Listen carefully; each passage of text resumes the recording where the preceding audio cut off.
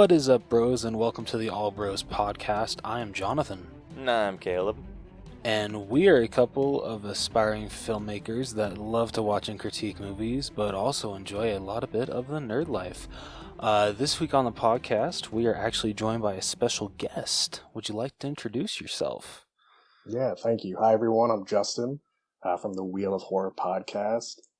I have two other buddies who do this as well, but truth be told, they're not like superhero fans, so they didn't want to hop on with such a lack of knowledge, but mainly horror. We just started a new segment on Fridays called Fresh Film Fridays, all new 2021 streaming movies. That's pretty much it. Nice. Caleb, you stole my line. Well, you were taking too long. Shut up. So, yeah, the fact that your podcast really revolves around horror movies, I think you and me are going to be, like, best friends. I'm just going to say that right now. Yeah, every Monday is a horror film, and then Thursdays are, like, different segments, like it's Sci-Fi Summer now. And then I created I just call it FFF for Fresh Film Friday, just for those, like, cheesy Netflix originals and stuff. Nice. Dude, some of those Netflix movies are good. Some of them are like horrid. Looking at the Prom, just saying, I know I bring up that movie so many times, but I got to give that movie any love that I can. Just saying. Yeah. Dude, I actually do that occasionally. I'll watch a random Netflix movie. I think the last one I watched was Vivo. It's like an animated Lin-Manuel Miranda movie. It was good. Yeah, I mean, I kind of learned that if you go in with like medium-ish expectations, you won't get disappointed. But if you go in thinking it's going to be awesome like I have, it's probably going to have a bad time. No, that's fair. That is absolutely fair. So this week on the podcast, we will be skipping over Funko Focus, moving into 4K Spotlight, where we'll be talking about a new release that will be coming out, along with the re-release of the first movie to this sequel. And then after that, we will be talking about Through the Wall. We got some Sonic the Hedgehog 2 news that we want to talk about. And then after that, we will be moving on to our All Bros headliner of the evening, which will be our breakdown of James Gunn's The Suicide Squad. Hell yeah. So, what do you guys say we get started? Let's do it. Yeah. Every day, we're surrounded by media.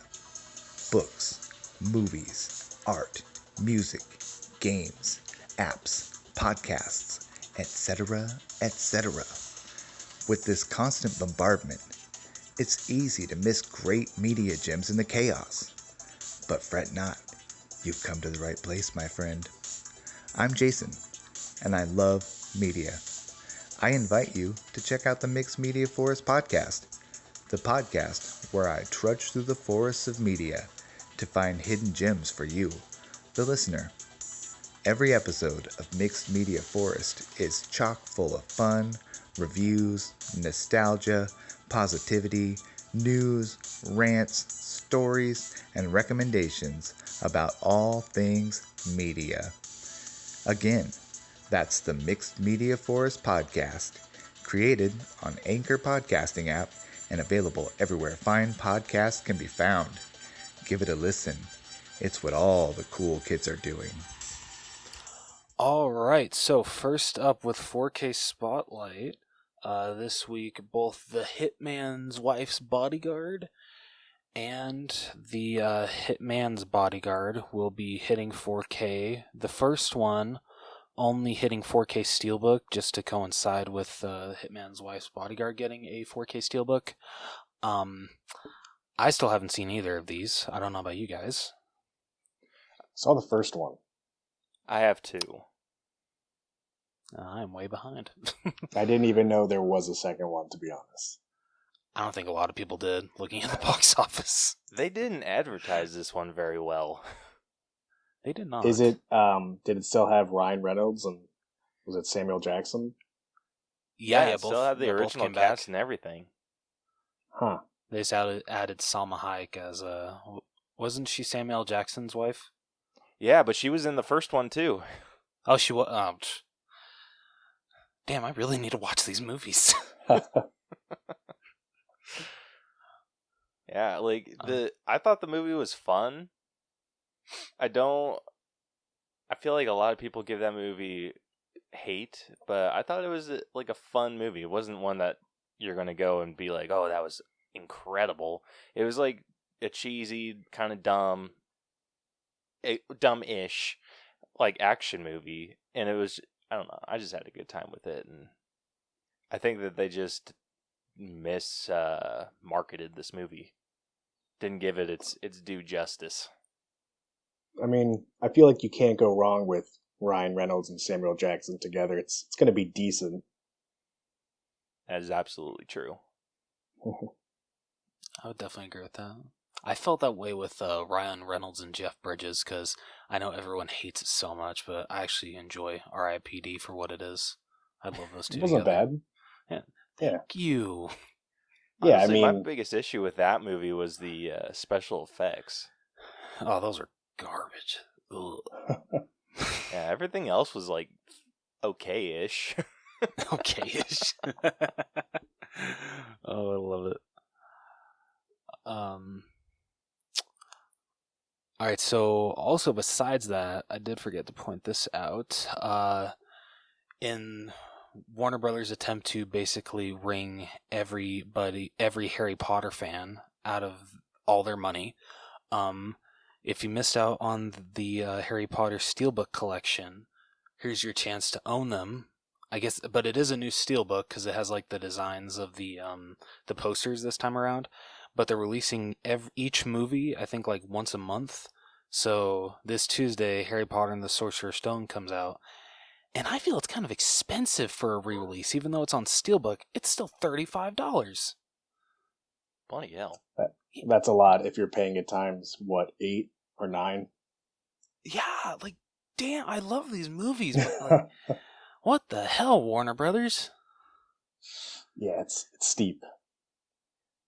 But knowing me, for how much of a Steelbook whore I am, I'm still gonna probably get all 8.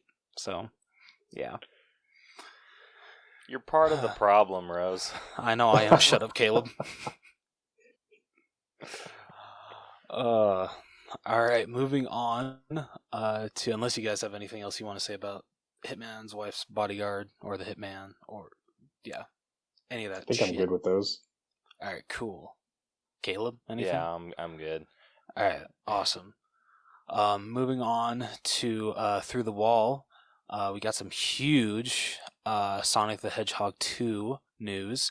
They announced the voice for Knuckles, and it is going to be Idris Elba. Hell yeah. Oh my gosh. This casting could not have been more perfect. I could definitely agree with that. I'm wondering, though, how old Knuckles is going to be, considering in other versions, because he's not that much older than Sonic, and so he hasn't had that deep of a voice in some things as Idris Elba's voice is, so I don't know if he's going to change his voice at all. So that's just going to be interesting. It's gonna like I love this casting choice like so much, but I'm kind of used to like Knuckles not having like a super deep voice like Idris Elba, so it might take me a minute to get used to it, but I'm sure I'll love it. Did Knuckles have a British accent, or am I missing something? I don't think he did, and I don't know how Idris Elba's American accent is. Dude, Yeah, I've never heard Idris do an accent other than like his normal speaking. I'm pretty sure. Yeah, I'm pretty sure every role is just him normally talking, if I'm correct. Well, then this is going to be interesting. This is going to be really interesting. They better make a joke about that or something if he does keep that voice. Yeah. I hope that with this, that Idris Elba just kind of like puts a little bit more enthusiasm behind his voice. Because I think when we were talking about it, like who we thought should play Knuckles, we were throwing out Jason Momoa voicing. Oh yeah. Yeah, we definitely went like the deep voice direction. I forgot about that. Yeah, we did. It's just the amount of party animal that you can hear in it is a little higher with Jason's than Idris. Yeah. Sad thing is, like, the one game that I'm like basing my knowledge of Knuckles' voice off of is like the Mario and Sonic games. Oh, jeez. That's like the because honestly, the only Sonic game I played with Knuckles in it as a kid was Sonic Heroes, and I don't really think he talked that much in that one. Yeah. So yeah, that's where I'm basing my voice off of. So Idris Elba's a little too deep if I'm thinking about that, but I'm totally okay with that because I just love this casting. Yeah, who knows? It may work out well. Yeah. Justin, did you watch the first Sonic the Hedgehog? You know, I never did, and I actually scrolled by it the other day on HBO, I think. Dude. And I stopped and I was like, how have I not seen this? And then something distracted me and I ended up watching something else. Darn. If you manage your expectations, it's pretty good. I mean, I'll definitely watch it. I'm surprised that I haven't. Probably just forgot about it, honestly. No, that's fair. It's definitely, I mean, it's arguably the best video game movie. Yeah, I'll say that. All right, I'm going to okay, just to see if where was Sonic the Hedgehog at in our rankings? Hold on, I'm looking for something to give you an idea of what we thought of it. Okay. I'll definitely watch it and get back to you guys though. Okay, Sweet. just as like a baseline, have you seen? I'm assuming you have because you have a horror-based podcast. The original Halloween. Yes, of course. Okay, we ended up giving that movie a B+. Okay. We gave Nightmare on Elm Street also a B+, but it's lower than Halloween. Okay. It's fair. We gave the first, like the original Friday the 13th, a D. Yeah, we were pretty Okay. harsh on that one. That's rough. Have you seen the Banana Splits movie? No. What is that? Okay, it's a horror movie where basically it's basically Five Nights at Freddy's. Okay. But with like All right. an actual children's TV show that used to air. No, is this how do you watch this? Is it on any platforms? That's a good question. That is a really good question. Here, I'll find out. All right, I'm trying to see if there's any other, like, are there any that you've like disagreed with? Like any of those? I mean, it depends how you compare it. I think which one did you give the D to? Friday the 13th? The first one. I don't know. I mean, for me that's a bit low, but it depends. Okay. I maybe would have said like a C would have been kind of fair. Okay, that's fair. All right. What about? Did you see the remake of Child's Play? I have not. Okay. Trying to think of other movies. Oh, what about The Invisible Man? Yeah. Which one? I've seen both. The newest one. Yeah. Yeah. So we also gave that one a B+. Okay. Yeah, that's pretty high. I liked it. I didn't think you'd give it that high though. Okay. So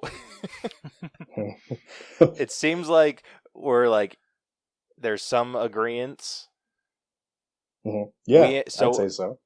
Just like keeping that in mind, we gave Sonic the Hedgehog a B.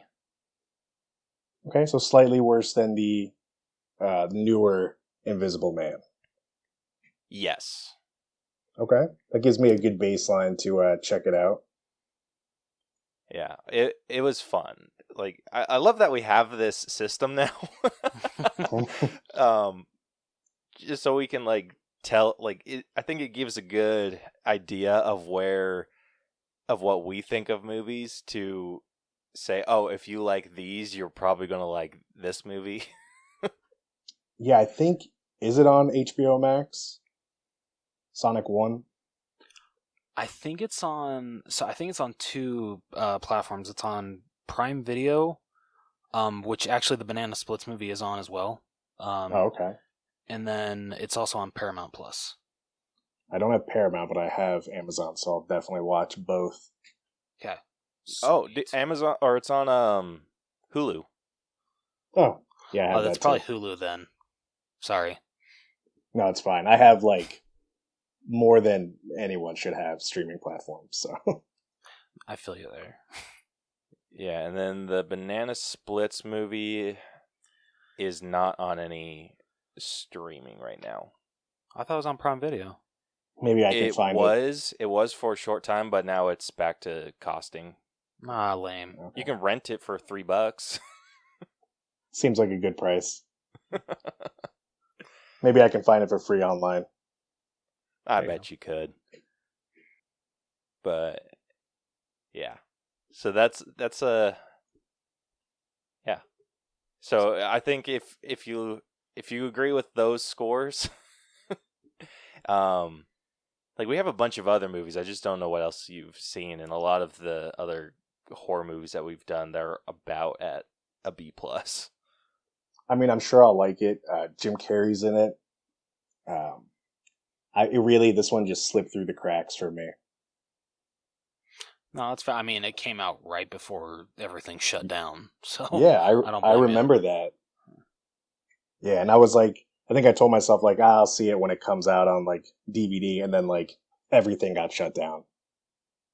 Yeah. The last movie I saw in theaters was Spiral, but the one before that was Sonic the Hedgehog. Way back in March. Wait, I Oh, thought it was wow. Onward. No, I saw Onward before Sonic. Well, because we saw Onward on your birthday. Yeah, but I went to see Sonic a couple days after. Oh, you did? Oh, Yeah. okay. So, yeah, Sonic the Hedgehog was my last theater movie besides Spiral. Which, have you seen Spiral? You know, it sounds familiar. It's that one with Chris Rock and Samuel Jackson, the one based off of the Saw movies. Yeah, it's the Saw spinoff. No, I have not seen that, but it's a 2021, so I can add that to the Fresh Film Friday category. There we go. Yeah, we ended up giving that one a B-. Okay. Yeah, it has this guy, Max Minghella. Probably didn't say that right. I'm familiar with him. He's the detective William Schenk. Oh, yeah, Shank. He's like the younger guy. Okay. Yeah, so whatever. We have our whole like list of movies that we've broken down on our website. So if anyone wants to go and look through that. I mean, you recommend I should see that as well? If you like the Saw movies, I would. Okay. It's definitely better than... Well, okay, Jigsaw was good. Saw the Final Chapter to me sucked, so it was definitely better than that one. I can agree with that.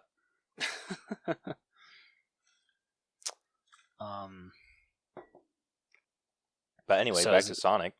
Yeah. Is there anything else you guys want to bring up about Idris Elba being cast as Knuckles the Echidna? No. Now I'm excited to go watch the first one, so I'll probably watch it this weekend. Hell yeah. Awesome. Yeah, you'll have to let us know what you think, because yeah, please do. I feel like we might have hyped it up a little too much, but Yeah, no, I'll definitely inform you guys as soon as I'm done with the official rating. Yeah, like we really liked it. We thought it was a lot better than we thought it was going to be. Especially with like the horrible original design of Sonic. And I think this, like, with the redesign, that helped the movie's performance a little bit, like just not being distracted by what Sonic looks like. And you can't go wrong with Ben Schwartz voicing Sonic. Not wrong. Yeah. So anyway. All right, so moving on to the headliner for this episode. What do you guys say we get started with our breakdown of James Gunn's The Suicide Squad? For sure. Let's do it.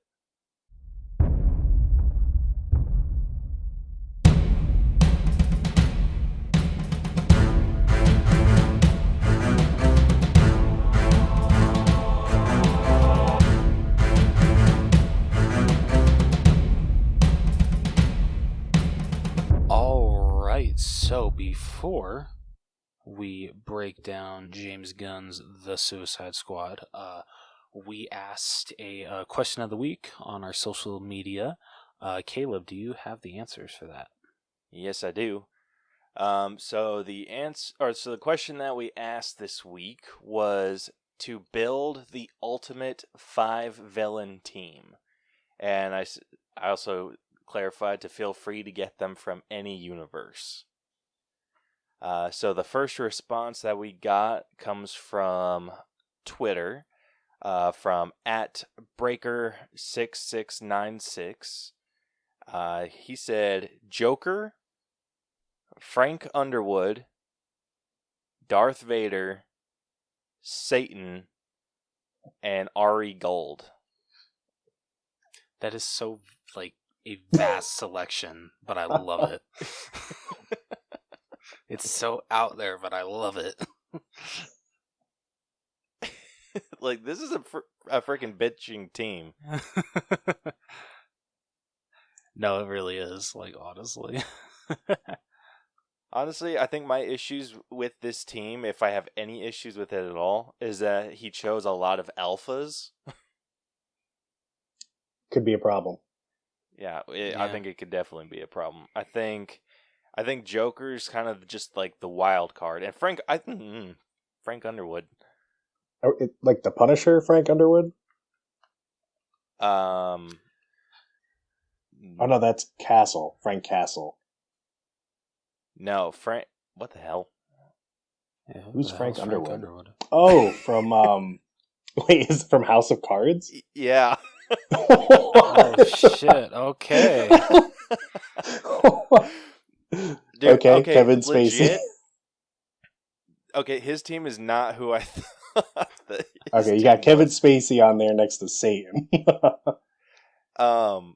Okay, I'll be real. I've legit thought that Frank Underwood was the guy from The Shining.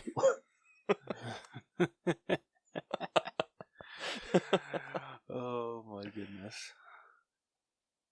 Okay, so what I was just about to say about Joker and Frank Underwood was going to be completely wrong.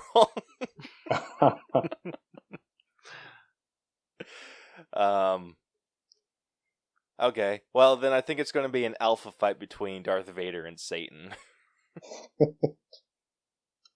I can. And then agree with I'm that. not super familiar with Ari Gold. He's from Entourage. Oh, yeah, that's right. I saw that so long ago. Yeah, I've not seen Entourage. Neither have I. Dude, this was another thing. I thought Ari Gold. I'm a freaking moron, dude. I thought Ari Gold. He was like referring to Gold member.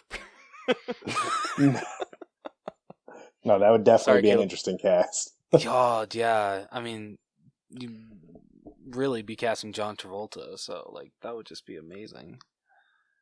Yeah, I thought his team was completely different than what it actually was.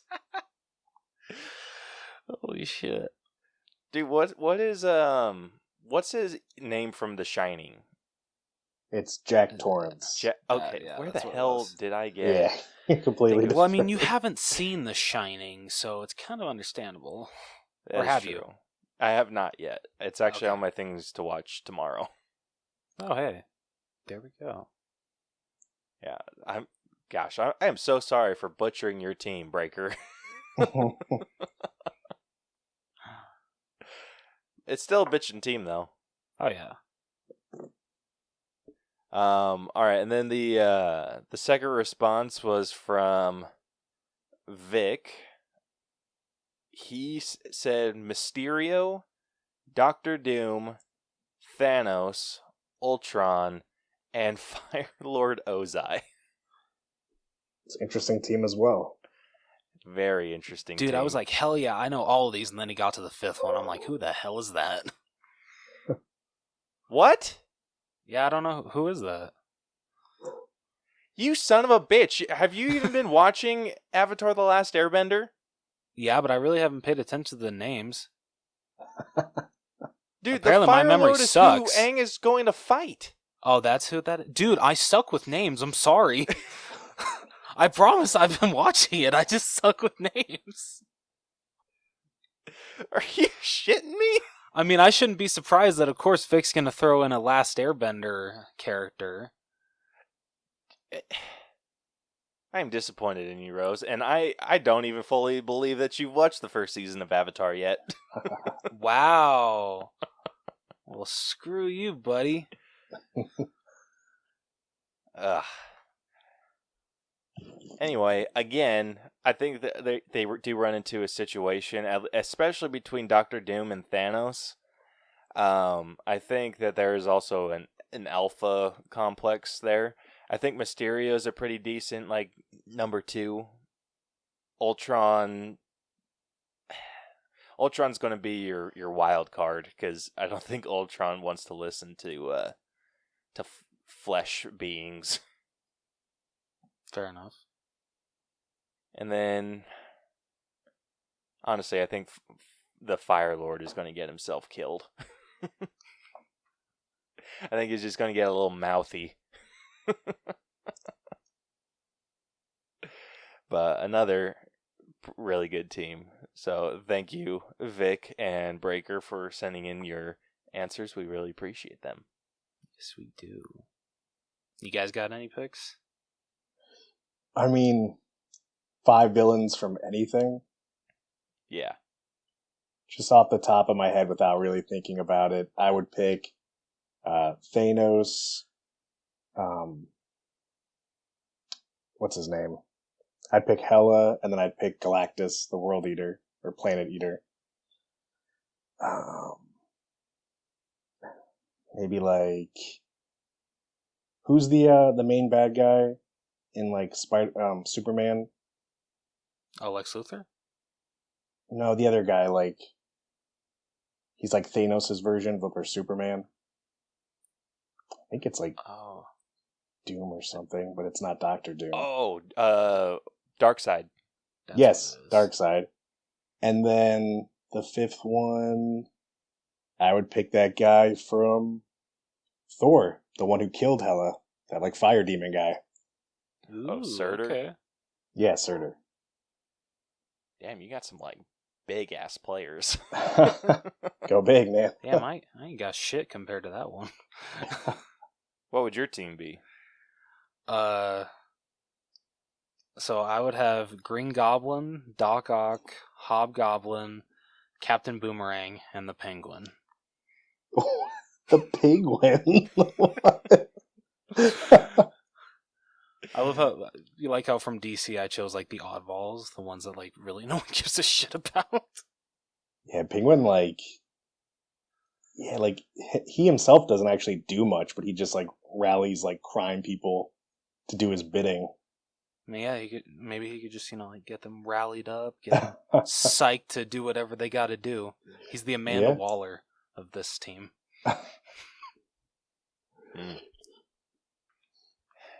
Jeez, I have no idea what I would do for mine. Like, just because I'm a Marvel geek, I'd have to throw in. Actually, I think I'd do Taskmaster. I would have Kraven the Hunter. I would throw in Bullseye, Absorbing Man, and then as the leader, I would try and throw in Kingpin. Okay. Ooh. Yeah, that's pretty good. Yeah, I think that's not bad at all. Not a lot of like super strength on my side. I think. Yeah, my team wouldn't be like. Yeah, but you great. have Colin Farrell, so. This is true, dude. So like, you already win. Yeah. Yeah, they'd have to handle like more street level Right. problems. Like your teams could freaking take on like cosmic level problems. Yeah, Thanos would just like snap his finger and rip Colin Farrell's like flesh off. Be done. Oh shit. All right, so moving on to the review. Caleb, would you like to tell everybody how we break down movies on this podcast? Yes, I would. So, if you're new to our breakdown system, we have split movies into 8 different categories that we individually score to come to a final All Bros and Wheel of Horror letter grade. The 8 categories that we score are story, writing, acting, character development, effects, music, costumes, and then we give it our own personal grade at the very end. Then all of that magic gets added up together and gives us our final letter grade for the movie. Yeah, buddy. Yeah. So if you have not seen James Gunn's The Suicide Squad, which is available on HBO Max as we speak, go check it out. And just so you know, Rose is going to spoil the entire freaking movie for you. So if you don't want to know any of the squad members that die, turn away right now. But really quickly, I just want to point out, even though Caleb just said HBO Max, it is also in theaters, if you guys want to go see it in theaters. I mean, I guess if you want to be a chump. Because Caleb's a streaming whore. That's what he is. But so I would recommend go seeing it in theaters because it is drastically underperforming, unfortunately. Brought in only 26 million this past weekend. So go see it, guys. Please show James Gunn some love. Or don't. You could stay home too. Or no, go to the theater. Don't listen to Caleb. No, don't let Rose bully you. You're the one that didn't even bring up theaters to begin with. Yeah, but I didn't like poke fun and be like, if you go see it in theaters, you're a chump. Like, I'm not guilting people into going to see it. That's what he wants you streaming. to think, guys. That's what he wants you to think. Whatever. Rose is being a bully. That'd be the first time I've ever been a bully in my life. Finally. All right. So, Intelligence Officer Amanda Waller sends 2 Task Force X teams led by Colonel Rick Flagg and Bloodsport to the South American island nation of Corto Maltese after its government is overthrown by an anti-American regime. In exchange for lighter sentences, the Belle Reve penitentiary inmates who comprise the squads are tasked with destroying the Nazi-era laboratory, Jotunheim, which holds a secretive experiment known as Project Starfish. Flagg's team is ambushed by Corto Maltese military, resulting in the deaths of Savant, Captain Boomerang, Blackguard, TDK, Javelin, and Mongal, and the capture of Harley Quinn. Weasel apparently drowns, and Flagg is found by rebel soldiers. The distraction allows Bloodsport and his team of Peacemaker, King Shark, Polka Dot Man, and Ratcatcher 2 to enter the country undetected. They find Flagg at a rebel camp and convince rebellion leader Sol Soria, I know I butchered that, to assist them. In the Corto Maltese capital, the squad captures the Thinker, a metahuman scientist in charge of Project Starfish. They are joined by Quinn when she escapes from the Corto Maltese Government after learning of the new regime's plans to use Project Starfish against other nations. The squad uses the Thinker to break into Jotunheim. Most of the squad rigs the facility with explosives as Flagg and Ratcatcher 2 enter the underground laboratory with the Thinker.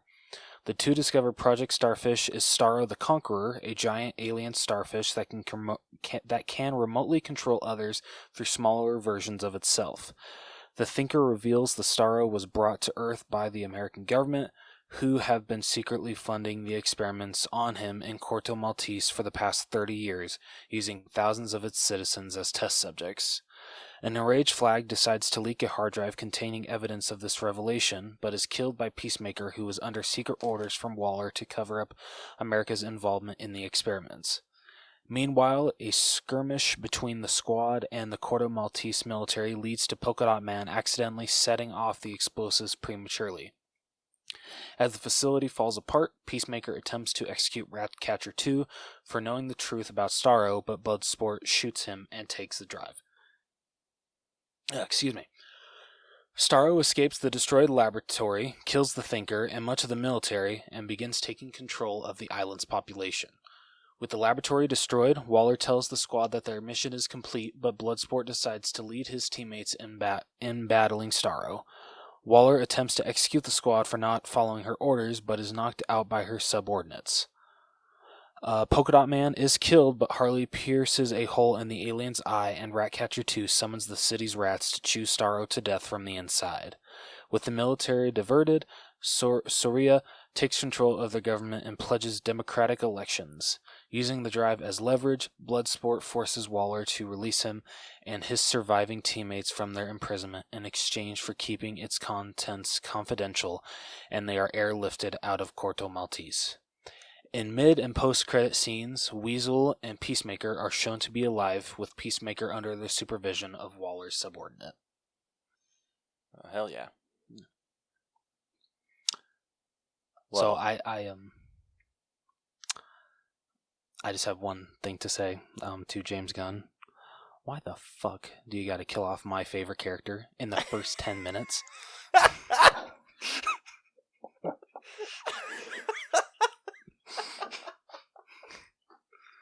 I'm sorry.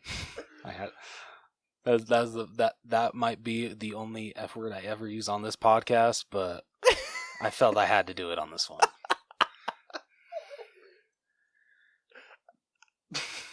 Okay, for Justin, I don't know if you realize how big of a deal that was for Rose. Captain Boomerang? Oh my gosh. Yep. Dude, Are you a huge Captain Boomerang fan? I just, yes, but I just love Jai Courtney in the role. I think he's freaking hilarious. So the fact that, when he was announced that he was coming back, and then he gets killed off in the first freaking 15 minutes, I was like, are you freaking kidding me? Yeah. I kind of wish... I don't know why they killed him off, honestly. He would have been good throughout the whole movie. I mean, at least he went off in a cool way, and he got at least 2 good kills with his boomerangs. But, yeah, I was... Dude, I remember watching that scene, I was like, oh, Rose is going to be pissed. You know what sucks is, it kind of got spoiled for me a little bit. I don't know if my friend Katie's watching this, but she, because she had watched it the night before, and I was saying, oh yeah, I'm excited to watch it. I'm excited to have Captain Boomerang back, and she's just like, you're gonna probably be disappointed. I'm just like, why you gotta do that to me? So that basically means he dies, doesn't it? In the first probably 30 minutes, but it wasn't even that long. It was the first freaking 15. Katie, what the hell? Oh, man. You don't do that. Nah, it's fine. Katie's cool. Not that cool. Damn, Caleb. No, I kid. Dude, I don't know. So we ended up collectively giving this movie a 77.6. Not bad. Okay. I feel like... I don't know how you two graded it. I feel like maybe mine was a bit lower And both of you? Not sure. So we were actually... blah, blah, blah. Can't talk right now. We were actually 5 points apart in total. Okay. Like, you were the lowest, Rose was the highest, and I was, like, right dead center. I feel like that overall rating is pretty fair, though. I mean, IMDb, which I'm always curious what IMDb gives them. Gave him a 7.5 out of 10. And if you're a huge Suicide Squad fan, I feel like you'll love it. If you don't know much about it and you just watch it, you probably won't really know what's going on.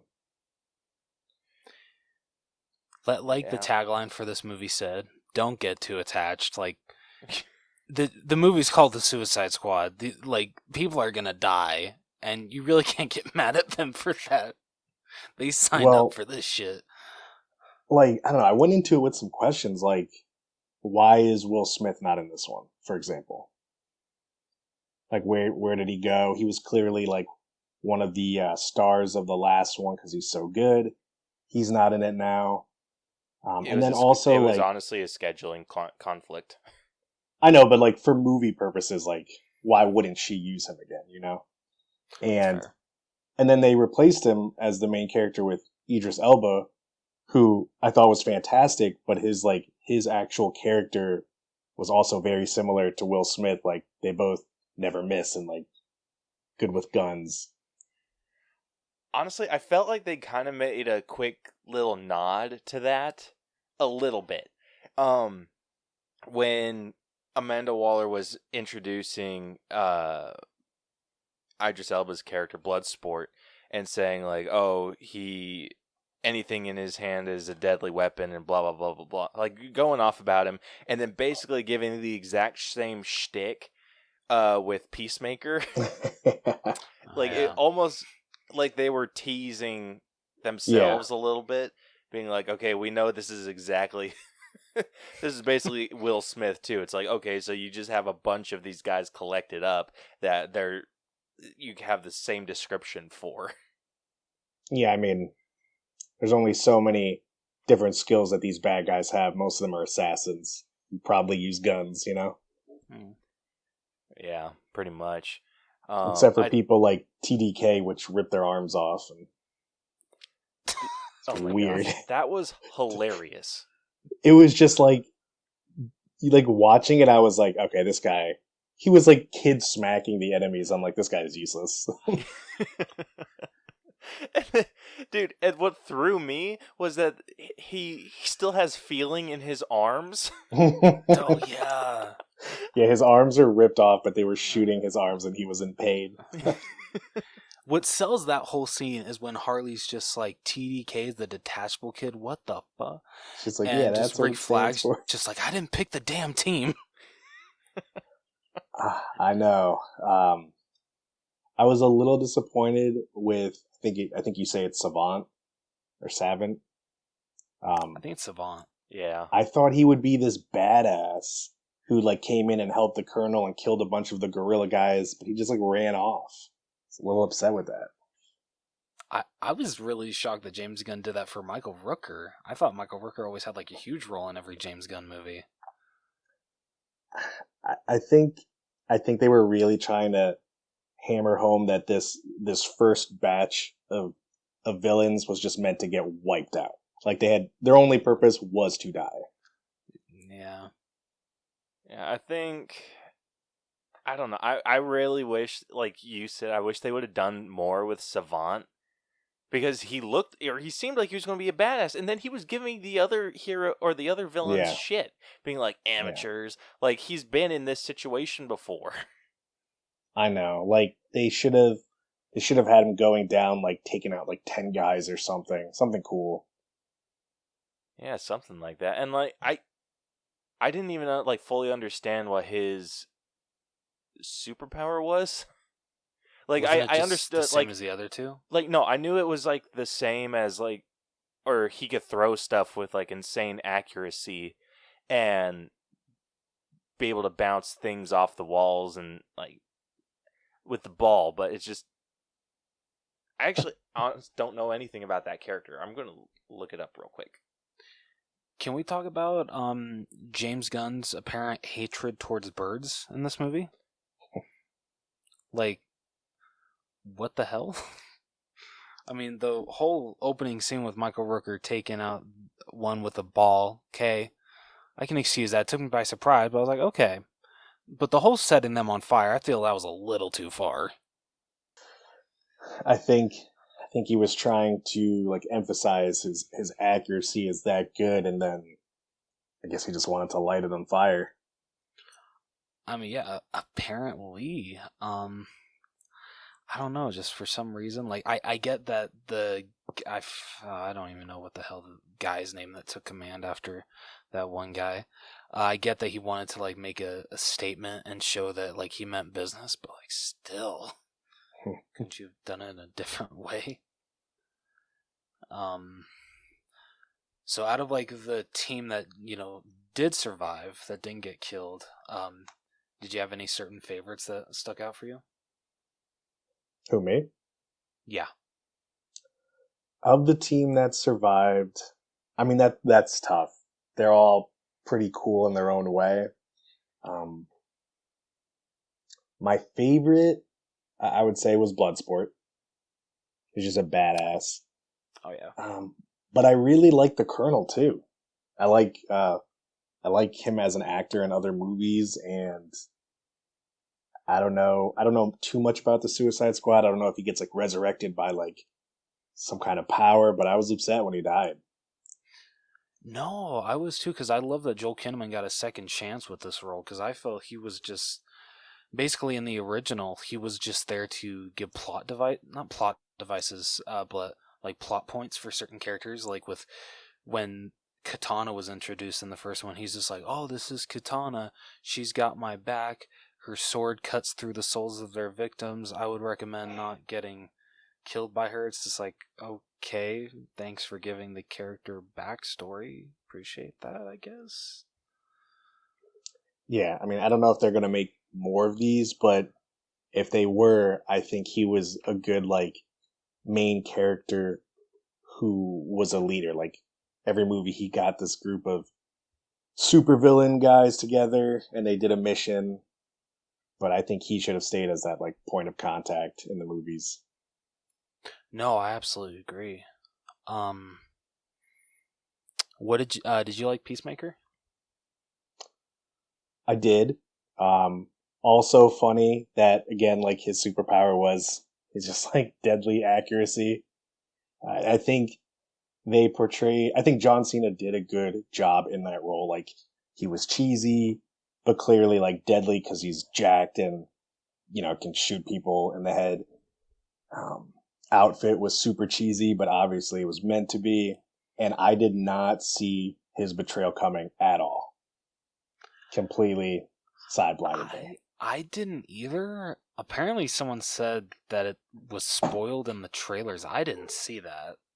But I mean, maybe I didn't watch the trailers enough. Dude, to be honest, he was go ahead. Great. I wouldn't say he was my favorite. I think my favorite was Bloodsport, but I loved like the way that they were describing, or in the promotional stuff, John Cena was describing Peacemaker as douchebag Captain America, and he was someone that stuck by his morals, like even though his morals were like jacked up, like what did he say? He's just like, I love peace, I'll do anything for peace, no matter like how many men, women, and children I have to kill to get it. Yeah. And, I mean, he followed the mission, like even if the mission wasn't correct, like he did what his officer, which was Amanda Waller, said to do. Yeah, and I don't even think it was necessarily he wanted to do what Waller wanted to do. I think she might have just gotten in his head and be like, if this information gets out, it's going to be nothing but chaos. And so he, in his mind, he's just like, oh, I keep this hidden, there's peace in the land. Oh. And oh my gosh, yeah. But yeah, his betrayal I felt came out of nowhere. Yeah, I loved how he was also like the butt of a lot of jokes when they were talking, be like, oh, he has a toilet bowl on his head, and he's just like, it's a beacon of freedom. Yeah, he was funny. He was a funny character for sure. Yeah. So actually, I'll save it for effects, because there's an effect including him that I just loved. But another story aspect, kind of getting into it, I loved the competition that him and Bloodsport were having at the Freedom Fighter camp. Yeah, like I shoot smaller bullets. It's like I shoot bullets through bullet holes. Like they just kept going. And then they're just like finding cool ways to freaking kill people. And then he shoots that one guy in the arm, and Bloodsport's, ha, you lose, non-lethal. And he's just like, hollow compression bullets. Then the dude just explodes. Yeah, they were having like their, trying to be who's the real alpha on the team. Dude, I think the best jokes were in that scene when they were taking out the camp. Because, for one, they're just setting up this long joke of like how brutally they're killing these people that we think are bad guys. I know. Yeah. And then like gets revealed that they're freedom fighters. And on top of that is after like the hollow compression bullet, and he's just like, well, now you're just showing off. And he's just like, it's not showing off if what you're showing is dope as shit. And then Bloodsport, like, I think what sold it was Bloodsport being like, damn it, that's true. Yeah. Oh my gosh, I had an absolute blast with this movie. Especially scenes like that. Yeah, it was a good cast. I wish they did it a little differently, but yeah, I think there's something about this movie. I haven't been able to put my finger on it. It leaves you a little underwhelmed, and I have no idea why. I was thinking about that, and I'm wondering if it's maybe that, I don't know, maybe for me, like with like the posters that came out, and just some other stuff, I thought the team was going to consist of literally every squad member that was announced. I didn't think half of them were going to get killed off in the first 10 minutes. So I thought that the scope of the Suicide Squad was going to be a lot bigger than it actually turned out to be. I expected the main villain, the Star, to be a little harder to kill. Harley Quinn kind of killed it a bit easily. It was definitely a cool death, like her puncturing the eye and the rats just like ripping out all of its insides. But Dude, I don't know. That I expected was gross. Yeah, that was pretty gross. It was graphic for sure. But Ugh. I was hoping like somebody had some special power. They like stopped Joel Kinnaman's bleeding. Yeah, I think he's dead though. I think he's dead. Unfortunately. Yeah. I agree. I think that might have been what I felt was wrong. I think especially when it comes to with Starro, the fact that they were able to just like Ratcatcher threw on a mask. Bloodsport was like shooting them out of the air. And then Polka Dot Man and Harley were just like turn their faces around. Like, yeah, the little stars. Yeah, the little stars didn't have any effect on the Suicide Squad really. But I thought all those gorilla guys were gonna attack them, and I was like, oh crap! But that didn't happen. Yeah, it didn't. Like, I wish that it would have made it almost, I don't know, like more of a fight instead of it being like, oh, they block their face and then they just like get frustrated and fall off on the ground and die. I think it would have been a little bit better had the starfish tried like crawling on them. Yeah, doing anything basically. That's fair. Yeah, something like that. And then I don't know. Yeah, the use of the like people that were taken over. I think they could have used that in a little bit more of a creative way.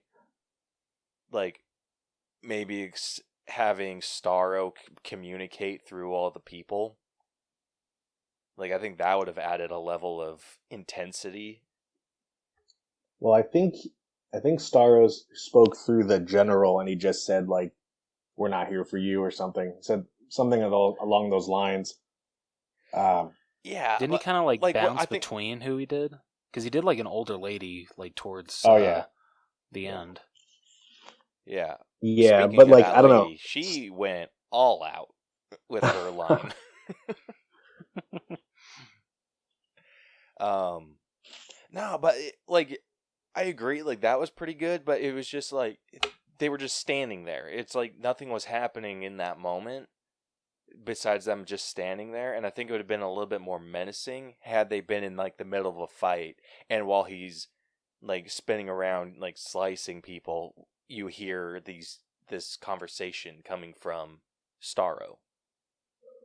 Yeah, I mean they definitely could have ended it with like the little stars were just crawling all over them, and like the gorillas were attacking everyone, and like it appeared as though the team was about to lose and get overwhelmed, and then Harley Quinn jumped through and saved the day. That probably would have been a little cooler, but yeah, just a little bit. I was also a little disappointed with Polka Dot Man's death. Like, how did he die again? I don't remember. So he Bloodsport told him, he's just like, you see that? That's your mom, and he shot the polka dots at Starro's leg. Uh-huh. He like kind of collapsed and then he got squished. Yeah. After screaming like, "I'm a superhero." Yeah, it's pretty funny.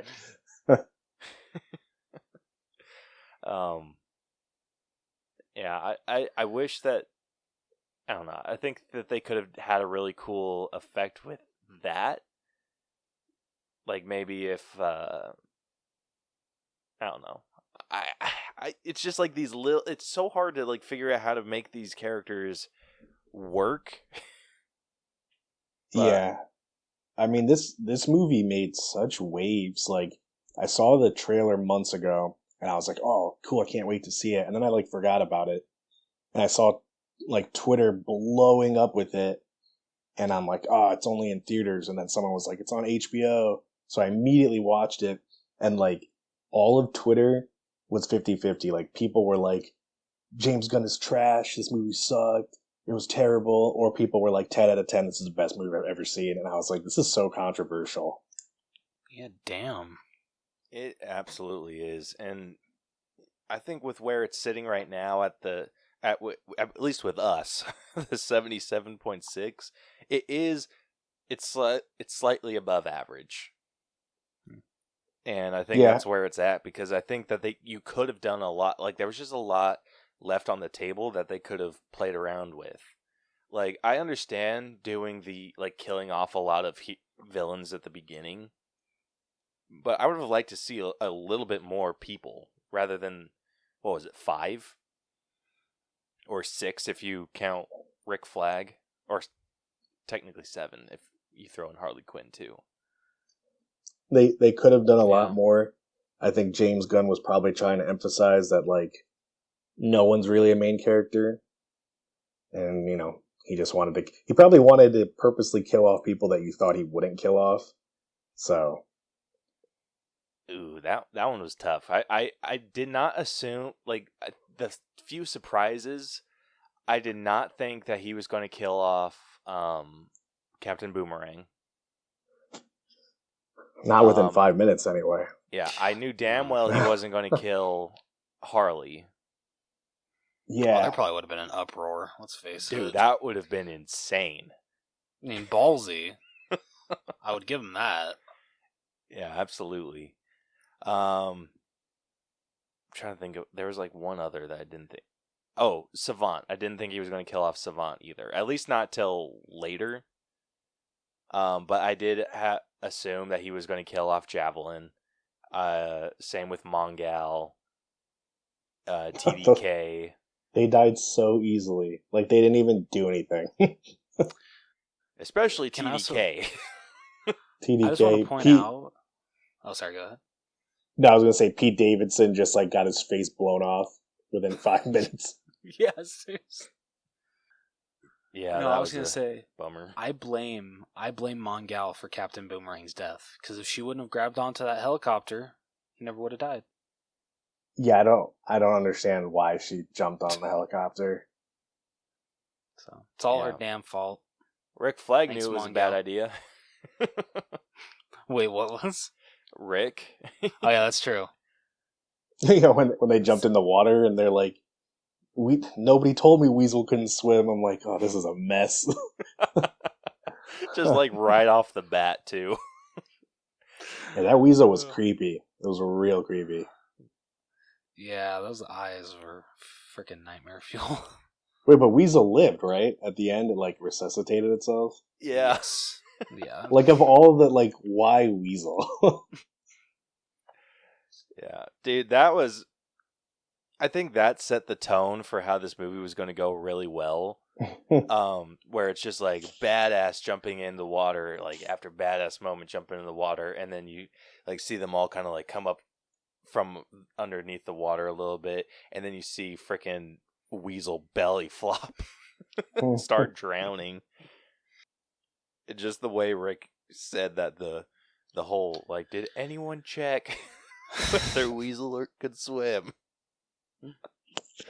Well, like, I don't know the intelligence level of Weasel, but like, he knew he was jumping in the water and he knew he couldn't swim. I mean, that's So, true. I don't know if he can't communicate or not because he's just a giant weasel. Dude, that was like one of the other things with Rick. He was just like, we think he agreed to this. Yeah, right. I mean, he was walking badass next to the other squad members, so I'm assuming. His walk was not badass. Okay, well, it was badass for a weasel. Let's fit like that whole walk, them like, you know, like walking into form. Freaking Jai Courtney like strutted his stuff. He owned that scene. As Boomerang, I loved it. True. Yeah. Dude, I loved everything around Weasel. When when Boomerang was, or when they were all in the the copter together, and he's just like, I think it's a dog, and he's like, a dog, like what kind of dog do you think it is? Yeah. He's like, it's a friggin' werewolf. Oh, man. Another one of my favorite jokes from that. He's like, whoa, whoa, whoa, he's not a werewolf. He's a weasel. He's harmless. I mean, he's not harmless. He killed 27 children. Kind of sucks that joke was spoiled in the trailer. But Was it? yeah, it was, unfortunately. Oh. I'm looking on IMDb, and the weasel is Sean Gunn. Is that his brother? Yep. Yes. Yep. Yeah. Yeah, so- he also Okay. played that inmate that tells Polka Dot Man if he could come to his child's birthday party. oh, Yeah, that was Rave. that was Calendar Man. Oh, he's Calendar Man? Yep. Oh, shit. That's freaking awesome. Now all we need is Condiment King, and my life will be complete. Dude, Sean Gunn, I feel, gets the roles or the jobs in James Gunn's movies that it almost feels like how I would treat my younger brother. It's Yeah, almost like how he's like, oh, like, you need to include your brother. Like, fine, you can play the weasel, I guess. I mean, but if we're comparing it to like the Guardians franchise, he plays the motion cap of Rocket Raccoon, but also Yeah. Kraglin. The mocap, Rose. I You mean, know I feel how embarrassing Kraglin. the mocap No, suits that's fair. look. Yeah, I mean, but I feel Kraglin is a pretty big role. He's not huge. I mean, I true, mean- but I mean, like, he does take up the mantle of kind of what Yondu is towards the end of Volume 2. He's probably not a very good actor, and his brother's just like, hey, you want to make some money? I'm like, just be in every one of my movies. He's actually a pretty decent actor. Yeah. I think James Gunn just gets a kick out of giving him these weird roles. Yeah, I he mean, I plays liked him him. well, so you can't really be mad at him for it.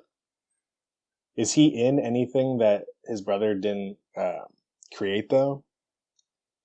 Gilmore Girls. I was about to say the Besides Belko Gilmore experiment, Girls. but I was like, wait, no, James Gunn had a part in that too. Yeah, I think the biggest one is Gilmore Girls. But he always seems to play like the odd character. Mhm.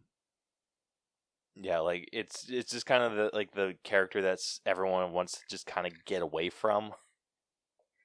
Like a Like weasel. that's who he is. Yeah, like Weasel. Oh. Yeah, another story aspect that I was a little disappointed in ended up being the Thinker. That guy was weird. Yeah, like I don't know, like I know Rose doesn't, but do you watch the Flash TV show? I've seen the first 2 seasons, I think. Okay, so the Thinker ends up being a villain in one of the future seasons. And in that season, he is like completely menacing. He has like a backup plan among backup plans because he's able to think all of these crazy things through. Okay, that And makes it's sense. just like the Thinker just seemed to be some rando dude. Like he didn't seem any smarter, or like all he had was like the weird prongs in his head. Like he didn't seem to be smarter than anyone else. Yeah, I mean, I didn't know who he was, and to me, he just seemed like a nerdy, like scientist guy that had like some weird experiment on his head. Um, but definitely, like if you've seen him in the Flash and he's this super smart villain, then it was probably a letdown in this. Yeah, it was very much a letdown. I'm just like, oh, I'm gonna see him do some crazy shit, but Yeah, he didn't no, do anything. like they could have thrown in any other scientist. It's true. Like Did they didn't you need to make him the Thinker. did you guys know that Sylvester Stallone was the shark? Yes. I actually forgot it was until the end. I'm like, oh yeah, I shit, that didn't was know. Sylvester Stallone. Like his voice kind of sounded familiar, but I was like, I guess that could be anyone just like mumbling. And then I looked up on IMDb and I was like, what? Sylvester Stallone? He definitely hides his like regular voice enough to where it takes you a minute to notice it, I feel. Yeah, I mean, he doesn't have like a lot of long lines. So, That is true. Yeah, like I think the more he talked, he ended up sounding like him. mhm. But like he said, like the longest sentence he ever had was like maybe 3 words. Like I think the longest thing he said was like "new dumb friends," Yeah. and that was it. Yeah. But yeah, so I think overall, like just unless there's any other story aspects you guys want to talk about real fast. I'm just curious. Do either of you know if there's supposed to be a third one? Is this like a series of movies? Or? I don't know if James Gunn's talked about doing a sequel to this one, and I don't think Warner Brothers has said anything about that. They say they want to work with James Gunn again, but as far as I know, James Gunn has only said that he has ideas for other like spin-off shows besides the Peacemaker show that's coming out. So he hasn't talked about doing a sequel to his Suicide Squad. Is John Cena going to be Peacemaker in the show? Yes, he is. Okay, that's cool.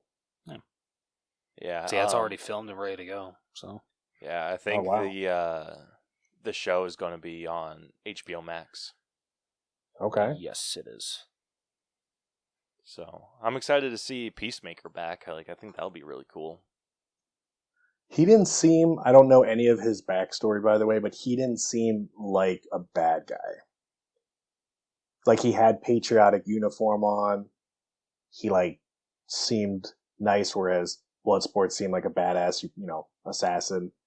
So I don't know any of his backstory, but I'm assuming the show is gonna like do a prequel to his death, obviously, and explain what he's done.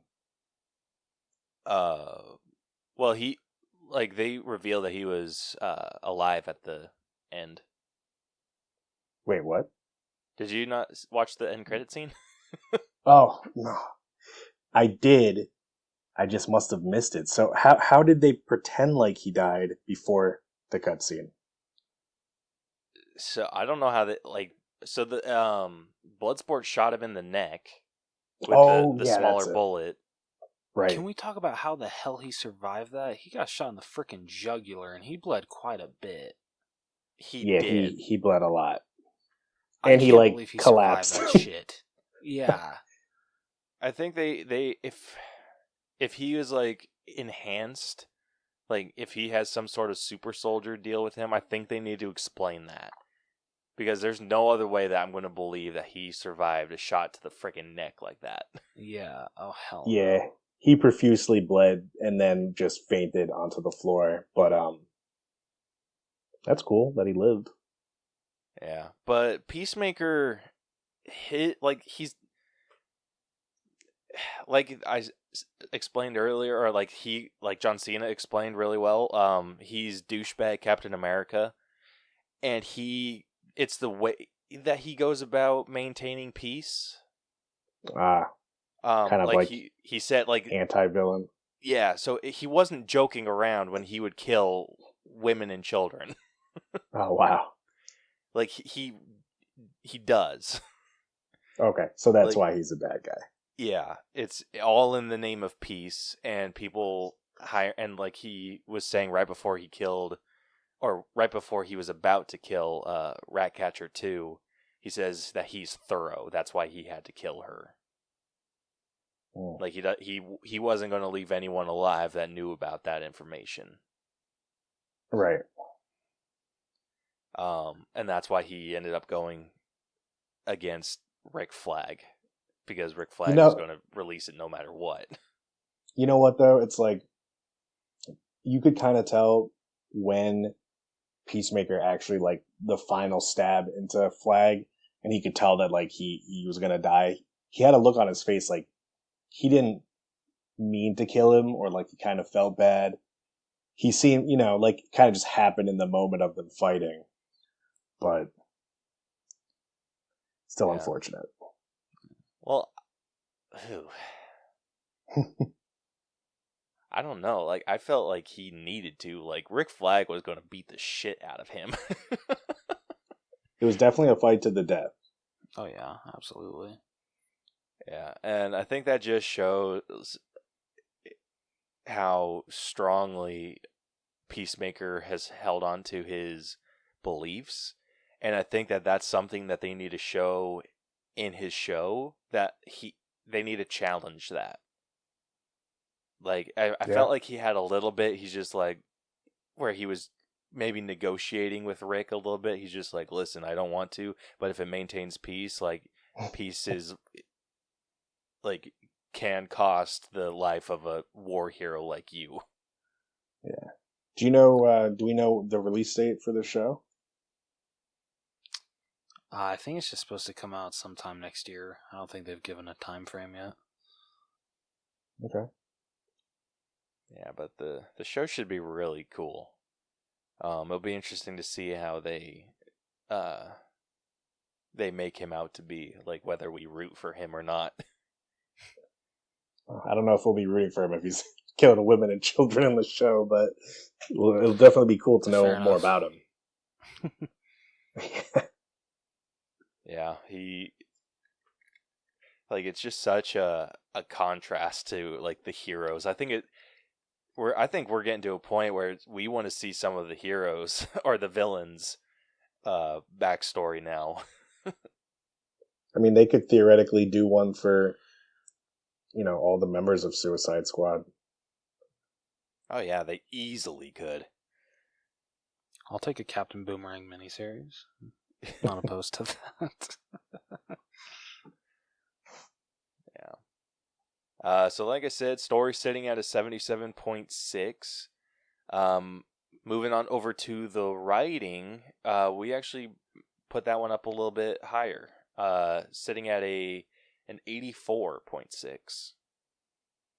Not bad.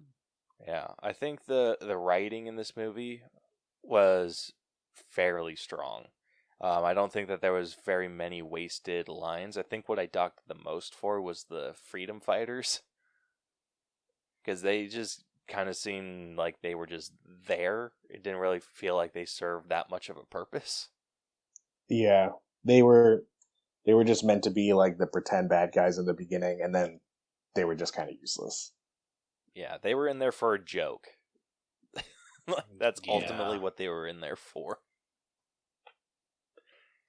And that's one thing I did. I think they could have done that a lot better, or played with the freedom fighters a bit better. Yeah.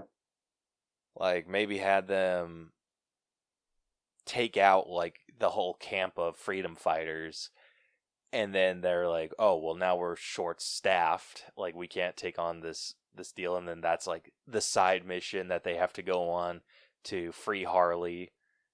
And then it's like, okay, then we also have to help you guys take over the capital. Yeah, I mean, they could have done a lot with those guys, but... Yeah. Another wasted bit of writing, I feel. I had nowhere else to... I didn't feel like it affected the story too much, but I think this was definitely a writing issue.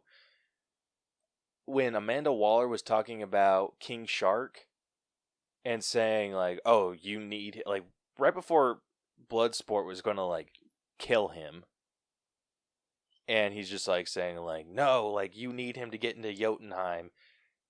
No, they didn't. Yeah, I'm not sure. Maybe she was just trying to convince him.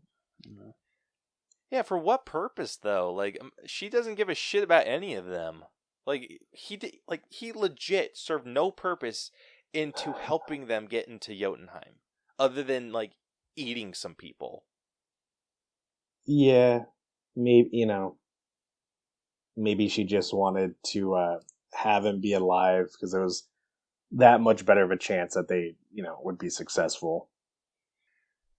Maybe. I think that just...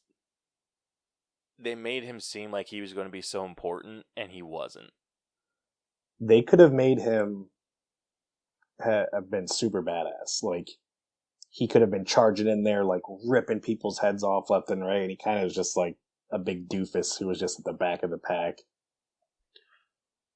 From what I've been told, and a lot of people were actually mad about this, the way that he's portrayed in this movie is drastically different from how he is in the comics. Okay. He's actually quite smart, I think.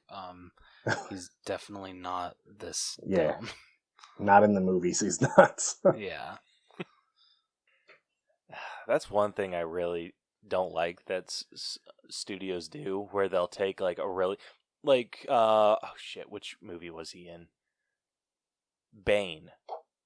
Which Batman and Robin movie was he in? Was it Batman and Robin, or was it... Yeah, it was Batman and Robin. Okay. Bane is a highly intelligent villain. And he, like, challenges Batman all the time and almost comes close to defeating him more often than not. And then in the frickin' Batman and Robin movie, all he does is Bane. Well, didn't he, in the show, isn't he like a super scientist that created the serum that gets him all jacked? Yep, exactly. Yeah. And then in the movie, he's just like Poison Ivy's big dumb bodyguard. Yeah, exactly. Yeah, he's been portrayed a few different times, because then in the newer one, he was still like the side guy, but he was intelligent. And...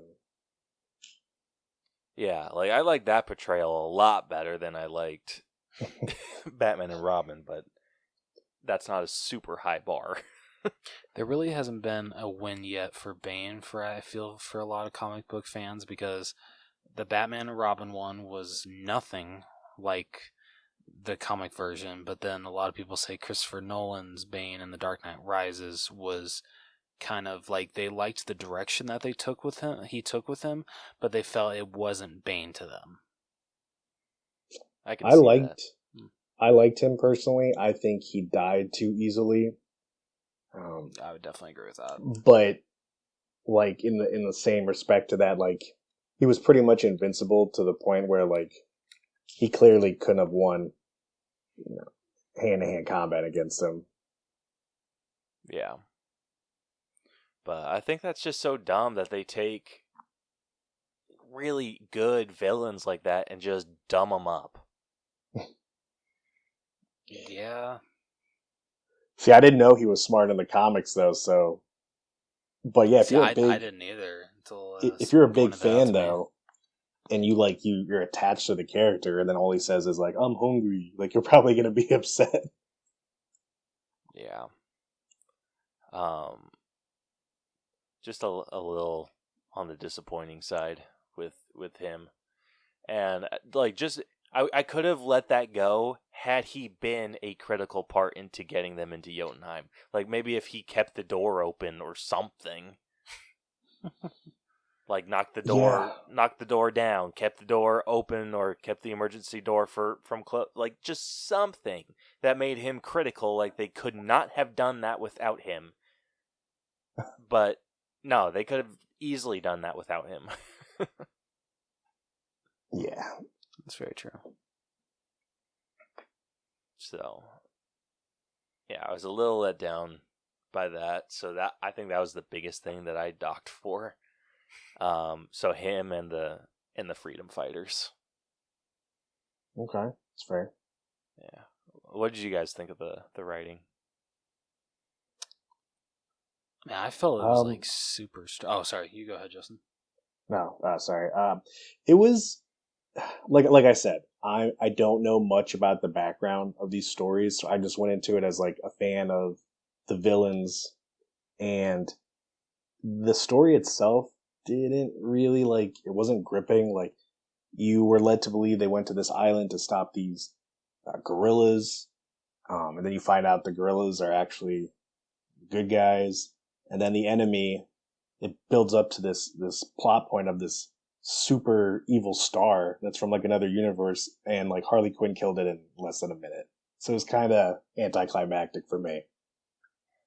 Yeah, I absolutely agree with you on that. I think that there just was so many improvements that could have been made around Starro. Like it was all leading up to Starro, and we kind of just got let down.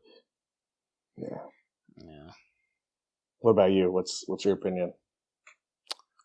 I definitely would agree with both of you. I feel my biggest problem was going off the whole what the hell was the starfish's name again?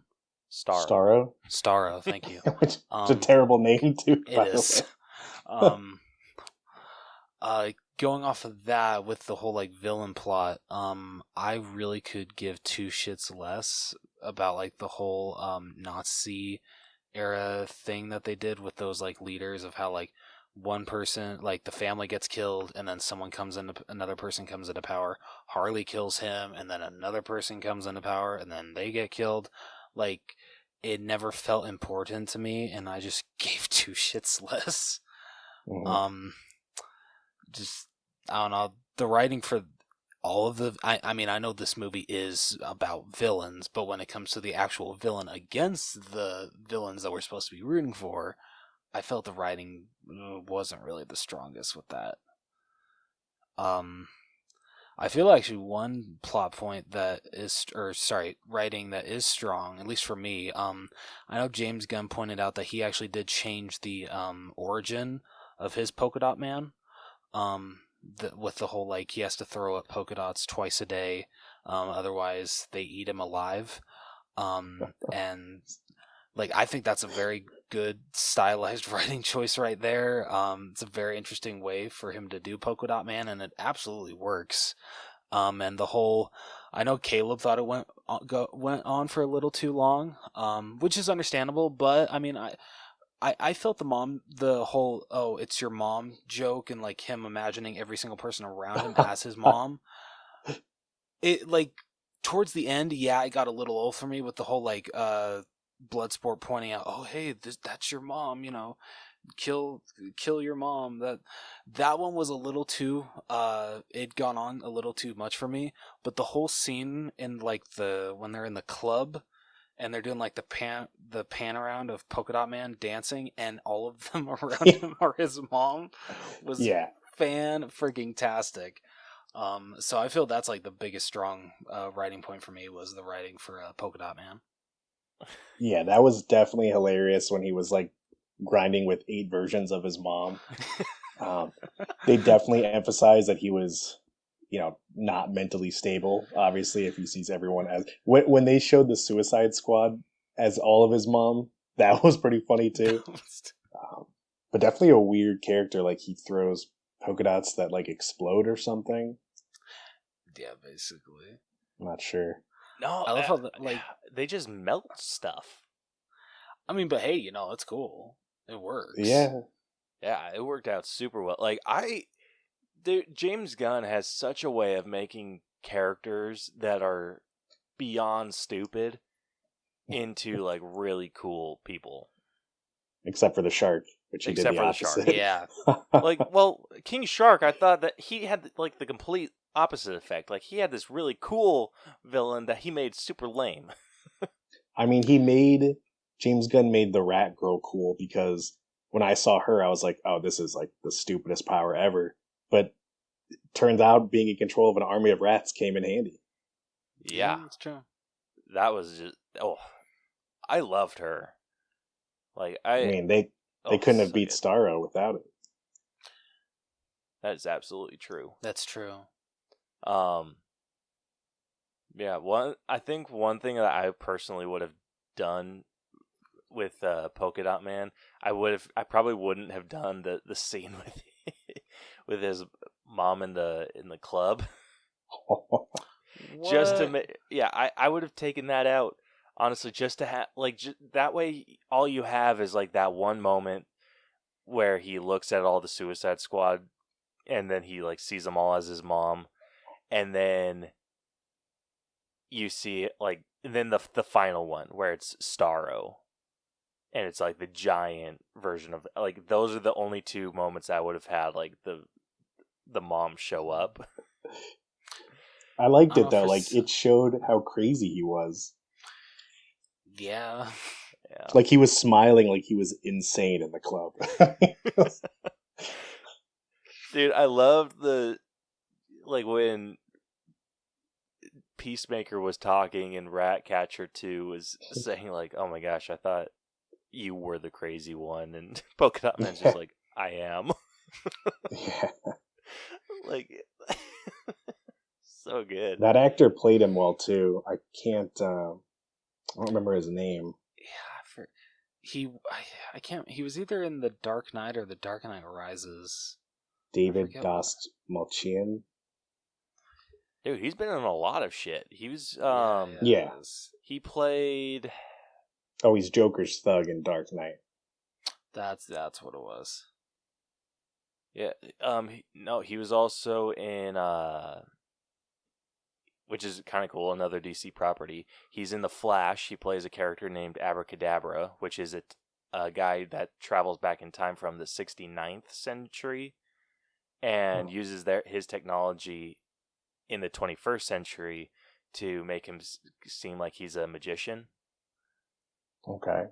He's also in the new Dune. That's not out yet, so that's cool. Ooh. Yeah, he's also in Ant-Man and the Wasp. Is he? Yeah, he's the truth serum guy. Okay. That I did not like that movie, to be honest with you. Did you really? It was just I can understand why. It was. I just went into it so hyped because I think Paul Rudd is hilarious, and the first one was okay. The only thing I liked about the second one was Evangeline Lilly. That was it. It just didn't do it for me. No, I can completely understand that.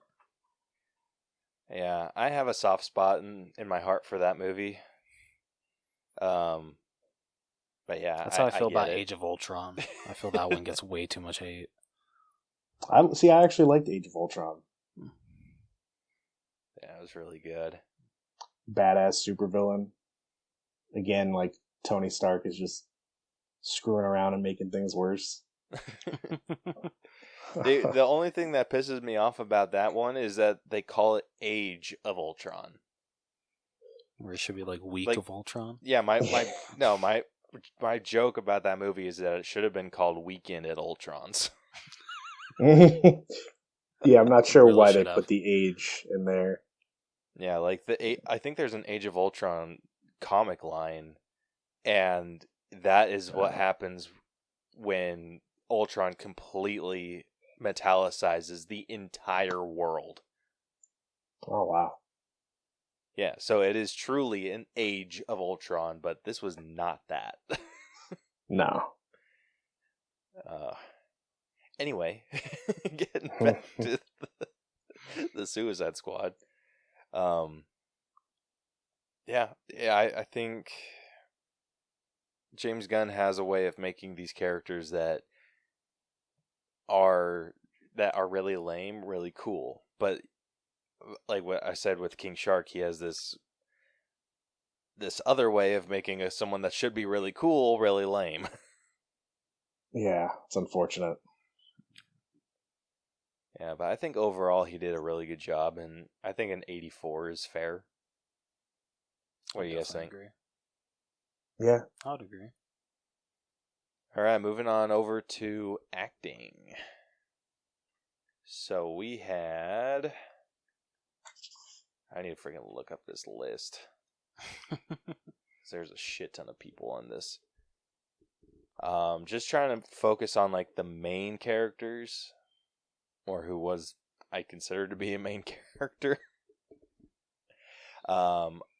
We have Idris Elba as Bloodsport, Margot Robbie as Harley Quinn, John Cena as Peacemaker, Joel Kinnaman as Colonel Rick Flagg. Oh shit, they don't have this in order. Those bastards. Okay, Viola Davis as Amanda Waller. Daniela Melchior as Ratcatcher 2. And then David Dastmalchian as Polka Dot Man. And Sylvester Stallone voiced King Shark. I feel like I'm missing someone. Did you say Viola Davis, Amanda Waller? Yeah. Oh. Yeah, I think that's it. That's all the people that I consider like main characters. There's a lot more like minor characters. But we'd be here all day if we graded them. Yeah. Fair enough. Yeah, so I kind of put the main cast. I put the main Suicide Squad in their own category. I put Viola Davis in her own, and then I put all of the extras in their own category. At least that's how I graded it. Yeah, I'd say that's fair. Yeah, I would definitely agree with that. Yeah. So what did you guys think? I mean, it was meant to be cheesy. Like they're all jokesters. You expect everyone to die. I think they did a good job of portraying each role. Like Colonel Flagg was serious. Bloodsport was clearly like, you could kind of tell through the whole movie he was pissy because he didn't want to be there, but he just wanted to get it done with. I think they did a good job. Yeah. So we actually ended up averaging this one out at an 82.3. Yeah. Not bad. Yeah, so Rose was actually the nicest out of all of us, but again, this one was only like a 5-point difference, and I was like I thought right I was in the actually middle. gonna be like the meanest. No, I that mean, one goes to Justin. Wow. Like, But even his score isn't mean; it's an 80. yeah, I mean, I gave them like, I guess that's a B minus. I viewed it as they did a good job of trying to be cheesy and corny, but at the same time, like they didn't have to use their best acting abilities to like be in this movie, you know? Yeah, absolutely. That's fair. I think it was odd seeing Idris Elba have like vulnerable moments, like when he's like when anytime a rat was near him, Yeah. and like I loved when he freaking like scream when Ratcatcher 2 like showcased her powers. Yeah, he didn't like rats, that's for sure. Dude, I freaking loved Amanda Waller's reaction to that when that lady's just like, so Bloodsport has a fear of or a phobia of rats? And she's just like, what? And they contacts him and he's just like, why would I give you like my biggest weakness? Yeah, That's true. it is. But I think those vulnerable moments got played off really well as like comedic, which I think they were supposed to. Yeah. So I loved his performance. I loved Joel Kinnaman as Rick Flagg. Like he has such a way to deliver the funny lines. Like when the way that he was able to say like I don't know, it's like almost deadpan. Like the way that he says it, like when he was talking about Weasel and saying like, "Oh, he's not harmless. He's killed 27 kids." Yeah, I mean, he kind of had like dry humor, and he portrayed a colonel. I mean, probably how anyone would act if you had to like babysit a group of like of the world's deadliest villains. You know, he probably didn't want to be there with him. You know. Yeah, or the way that he was trying to keep Harley in line while they were telling the Thinker what the plan was, and Yep. she's like keeps kind of pushing Harley out of the way, and when she's just like, "You cough without covering your mouth, you die," and he's just like, "Harley, like knock it off. Those last 3 don't count." But I think this goes without saying. That doesn't give you permission to cough without covering your mouth. Yeah, it's some jokes. She has to throw in the background, I am walking back and forth. Yeah, and just speaking of Margot Robbie, her Harley Quinn is absolute perfection. Yeah, you really can't find any flaws in it. No. Yeah, have you guys heard her interview talking about how she picked up the accent? No. Mm-mm. Yeah, I forget which host she was telling. It might have been Conan. But she, like, that has nothing to do with the story at all. But they were asking her like, "Hey, was it hard to pick up like that Boston accent?"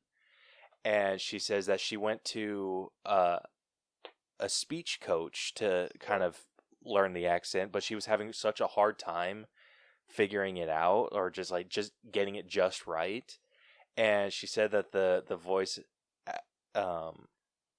coach was saying like, "Okay, I want you to imagine that you just went to go get your nails done," because she like had a good like New York accent, and she's like, "I just want you to imagine that you just got your nails done," and she's like, "Okay," and some dude comes by and chips them. And so she's like, "That's what I think of when I do the voice now," and it's worked out for me so far. That's freaking Yeah. awesome. Her voice sounds identical to like the early '90s Harley Quinn in the Batman. Yeah. It's really just she's like meant to play this role. Yeah, dude. Honestly, the only difference that I hear between those two voices, like from Batman the Animated Series, is Margot Robbie's voice is just a little bit deeper. Yeah. Yes. But yeah, she does an amazing performance, and the fact that she insists on doing her own stunts, like just that's awesome. like I didn't know this. My wife was the one that told me this. Did you know that she actually did the whole key thing with her feet? Yeah, I read that did, online. Yeah, as did I. Oh, like The title was super weird. It was like, yeah, she really did that with her feet, and I was like, oh, okay. Really, I mean, I think the title I read was like James Gunn spills on the amazing thing that Margot Robbie did on set by herself or some shit like that. Oh shit. Well, I think Justin just let us into his private corner a little bit. I went onto my email, and I was on Yahoo, and it was just like, yeah, Margot really did that with her feet, and I was like, that's just like, I was like, what did she do? And then it was obviously referencing this movie, and I was like, oh. Oh, but I appreciate the hell out of that with an actor that they're willing to do their own stunts. Yeah, it's always cool. Yeah. Honestly, the only problem I had with Margot Robbie's Harley Quinn was that we didn't get to see her in that awesome comic accurate costume she had at the beginning for the whole movie. Oh my gosh, right? That was so perfect. Oh, yeah. Yeah, I was kind of wishing that she would change and like get back into that. I know, screw suit the red again, dress. but no, she was in the dress, and I'm just. Oh. And it's not like she didn't have access to it. They did technically take it from her, so I'm sure it was somewhere around. I think she was like busy, like executing that like president guy and trying to escape. Yeah, I understand why she didn't change into it, but I'm not thrilled about it. Yeah, that's how I would put it too. John Cena as Peacemaker. I loved him. Yeah, I had no clue he was in this. Yeah, dude, the shit that they were able to get him to wear. Like, he was... The polo. I mean, obviously the polo was going to be tight on him. They put like a small one. But did you see like vertically how short it was? It like went above his pant line. It was so uncomfortable. It was like a child's shirt. Yeah, dude, I was also talking about the damn tighty whities. Oh, yeah. That was... I didn't need to see that, but yeah. Dude, that was distracting.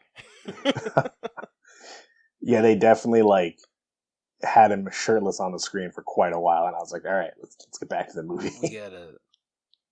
Yeah, honestly, like, when he gets on the like roof when they're invading that whole campsite, like, I really want to know how freaking tight those pants were on him, because it looked like those were like squeezing his ass a little too much. With his super suit? Yeah. He's probably very uncomfortable. I'm sure he was, like, both in the shirt, how tight his shirt was and his pants. I felt bad for Cena. Yeah, I mean, that shirt was like, someone had to take that off for him because it was like way too small. Seriously. They just had to literally just have a plethora of shirts, and they just had to cut him out of it after every single take. I wouldn't be surprised. Just lots and lots of baby powder. Yep, exactly. But it also like portrays his character because he's meant to be a douchebag, and he's wearing the tightest clothes imaginable. That's true. That's very true. That's very true. But his performance was so good. I loved like all of his little comedic bits, saying like, kind of introducing us to the character and what he would do to maintain peace, and like how he said like, I would kill all the, like, he just did it. He did it so well. Absolutely. Yeah, he had a straight face on. It was definitely like John Cena was meant for that role, but also I think it pushed his acting a little bit too, because he's not just like the dumb big strong guy in a movie. He actually had to do stuff and have a straight face. That's very true. Yeah, that's very true. Really good. So I think I think an 82, because the 82.3 is a pretty decent place to be. It is above average acting, but no one brought their A game to this. No. I would actually argue that and say the guy that plays Polka Dot Man, I forget his name, brought his A game to it. Oh, I'll give you that. 'Cause Okay, I'm I'll also give Viola Davis, if anyone wants to make that argument. Yeah, I would definitely. I loved her more this time around than I did in the first one, and I didn't think that was possible because she was like one of the biggest standouts in that movie. Dude, she was just like intense in Oh, this she was one. born. Yeah. She was born to play this role. No one else can play Amanda Waller besides Viola Davis. That is absolutely true. Dude, I loved how she was like scaring these people that she was working with. Yeah. Dude, and that just made me think of the first Suicide Squad. Who in the hell would want to work with her after she freaking assassinated her entire team? probably good benefits. I don't know. Wait, I mean, are you talking about the people she works with or the squad members? No, do you remember the in the first one, like their mission was to basically go and rescue her? Yeah. Oh, yeah. And then like she's just like, okay, like yeah, Will Smith was just like, oh hell no. And then she's just like, no, this is your mission, let's go. And he's just like, are we taking everyone? And then she just grabs a gun, turns around, and just blows everyone away, and is like, all right, let's go. I do remember that, yeah. No, that's... Well, I mean, because what I'm kind of confused about with this movie is James Gunn has said it's not really a sequel to that Suicide Squad. It's kind of like a soft reboot, but yet you get characters that like do know each other, like how like Harley and Boomerang are very they have a like decent friendship. Is like there's just some subtle things I'm just like, okay, this has to like in some way connect to the first one if these characters already know who the other one is. Yeah, I think James Gunn is just kind of kidding himself there. Yeah, fair enough. Yeah, but yeah, I think everyone did a pretty decent job, and I think an 82 is fair for everyone. Agreed. Yeah. All right, next up we got the category that is probably going to kill the grade on this. Character development. Yeah. So we have collectively given character development a 69. I guess that really doesn't work for this movie. I don't know why I laughed at that. There really was no character development. No, there was not. I mean, I don't know about you guys, but I did Idris Elba's character, and like I know, like you know, he has that falling out with his daughter. I mean, they really never even had a good relationship. But then he showcases on the bus talking to Ratcatcher 2 that, oh, you know, like I do have, you know, feelings. You know, I do care for my daughter. You know, I'm gonna make sure that you get out of here. And then towards the end, his daughter, realizing, oh my gosh, that's my dad. He's actually a good guy. I can't believe this. It just never really felt like it didn't really felt earned in a way. You never really change your outlook on the character. He's still kind of like he's a badass, but he's still kind of just a asshole who helped, I guess, save the U.S. I don't know. I mean, if he didn't care at all, he wouldn't have done it and just been like, I don't care, lock my daughter up. But Fair enough. he didn't really like change, you know, throughout the movie. He just No, it's very true. I think it was just they were trying to force character development that didn't work down our throat when it came to the daughter, because she was just straight up, she hated him. yeah. Why in the hell would she go and brag like that's my dad out of I don't know. nowhere? He's like a big assassin who's locked up, I guess. But she wasn't proud of him in the same aspect, so. Yeah, that's true. Yeah, but it's like seeing your dad do one good deed. I don't guess know. Especially with a relationship that seemed as strained as theirs. the only character development I could think of in this film was Margot Robbie, because Harley Quinn's kind of like a number 2 character, and she dove headfirst into the star. And then she was like kind of drowning there, and I thought she was going to die. But she took the initiative really to kill Starro. Yeah. I think she had some decent development, but from this movie alone, I don't think it was too good. But if you like look at her collective arc, like it was pretty decent. Especially like how she killed that leader, president guy. Yeah, she's just like, I promised myself, like the next guy I met, if he showed any red flags, like I'd put a bullet in him. Yeah. And like her talking through that, like that was good. For this movie, it was a little like out there, a little bit. Like I'm not going to judge too harshly on that, but I think overall, like I think it a really good arc and a pretty decent time to introduce Poison Ivy. Yeah. Yeah, fair enough. I just want to see that relationship. Like from what I've read in the comics, like, I'm so ready for it. Well, who knows? Did Maybe they in the third one. Have they explored that whole relationship at all in the Harley Quinn series? The animated one? Yeah, that's actually a big story arc in. Oh, hell yeah. I really need to sit down and watch that show. I've heard it's great. Yeah, you need to. It's really good. At least I've had a good time with it. But yeah, other than that, there wasn't like any arc anyone had wasn't super great. It's true. Like Ratcatcher 2 just kind of seemed like I think she was the one with the most out of the Suicide Squad when it came to this film alone. Oh yeah, with her whole like past with her dad and everything. Yeah. Or I mean, I guess you can argue that she was the one that kind of helped Bloodsport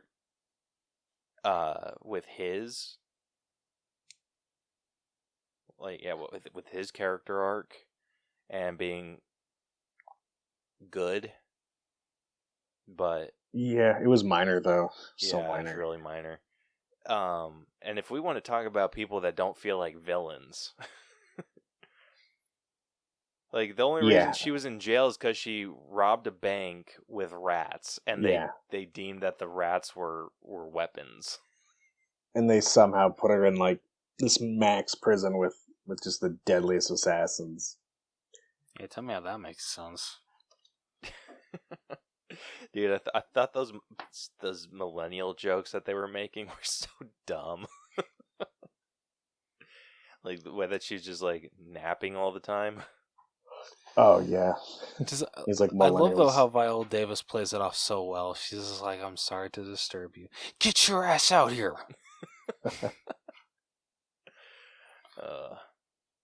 Yeah, I think a 69 is fair. It is below average character arc. I think that for me the best one was or seeing her story was Ratcatcher 2. If you're going for like an arc with a change in it, I think the best is Bloodsport. But yeah, even, both good. Like I think we've all said his arc isn't super well earned. Unfortunately, like even James Gunn said, don't get too attached. I mean, the movie's called Suicide Squad, so I don't think they were focusing too much on character development. Yeah, but, I think this is a movie that you just go into to have fun. Yeah. Most definitely. All right, next up we got effects, which this one was completely unanimous between all three of us. Oh. We all gave it a 90. Okay. Not bad. Yeah, I mean, I thought the effects were spot on. Plenty of explosions. The shark eating people, super graphic. They hit the nail on the head, really. Yeah. So there's a couple effects that I wanted to bring up. The first one is the one that I liked the least, and I want to know if you guys caught it. The fight with Harley getting out of that prison or the holding facility. The one. Where are you where referring she's, to?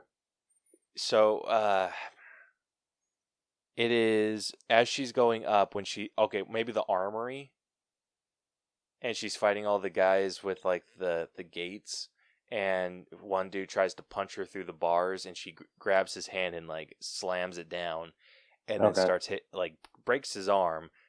Mm-hmm. His arm like looked real fake. I didn't notice it, honestly. I didn't either for how fast it was. Really? Because Yeah. she was. So, do you remember the scene where she's like bashing this dude's head in with the door just like multiple times? Yeah. If you look at his hand, it looks like someone took like a fake hand, bent it down a little bit, and then it like kind of like popped out of its socket, so it almost looks like it's not hanging on anything. So it looks like his arm is like really long. Huh. You know what? I was probably just too focused on her slamming that dude's head against the door. Fair enough. Yeah. I think I know what you're going to say is your favorite effect, though. What do you think? When the rats were like ripping the insides of Starro out. Actually, no. Okay. Surprising. Yeah. So actually, my favorite effect, and this is I don't know. I think it was more practical of an effect than anything. My favorite is the fight between Peacemaker and Rick Flagg, where it is panning around Peacemaker's helmet. Really? Yeah, I loved that shot. It didn't stand out to me. What? No, it didn't stand out to me for some reason. I might have to see it again. I mean, like, it was a cool shot. Like, kudos to James Gunn for being able to pull off that shot, but it was a little hard to really see what was going on. Maybe I'm just super blind. I don't know. I loved the storytelling of this whole, like, that whole fight. Like, the way that, like, Peacemaker's looking at his helmet, and then it just, like, pans onto, or then, like, cuts to the shot of his helmet, and then starts panning around while him and Rick were fighting. I loved everything about that. Like, it was one that I was just like, this is awesome. Okay, that's fair. Yeah, I like, I don't know. I don't know what it was about that shot, but I adored it. I had it. Oh, so good. No, I can understand why. Because I think one of the things is just like how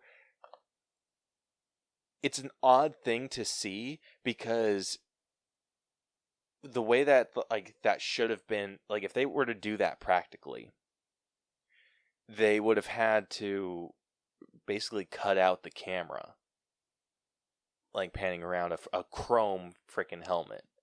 Mm-hmm. So I'm curious. I want to see this in like a visual effects breakdown. And what my guess is that they did with this is they shot the fight, and then they built like the CGI model of the Pacemaker helmet, and then just kind of like overlaid the reflection and everything onto the helmet to do that shot, because you don't see the camera at all. Yeah. So that's very true. I think that's what blew my mind about it. I'm just like, how are they doing this? No, that's fair. But I love stylized shots like that. Like, I have a real soft spot for that. Like, one of my favorite shots in general from any movie, I forget what movie it is though. You're running through this house with this kid, and then they like run upstairs and like around a corner and whatever, and then while they're running, like zooms out and you realize you're just watching the reflection of that shot where it like comes out of a camera or where it comes out of a mirror. Well, that's trippy. Yeah, it's trippy as hell. Like, I'll have to send you the shot once I like figure out what movie it's from, but super cool. Like, I love shots like that. So that's why that one stood out to me.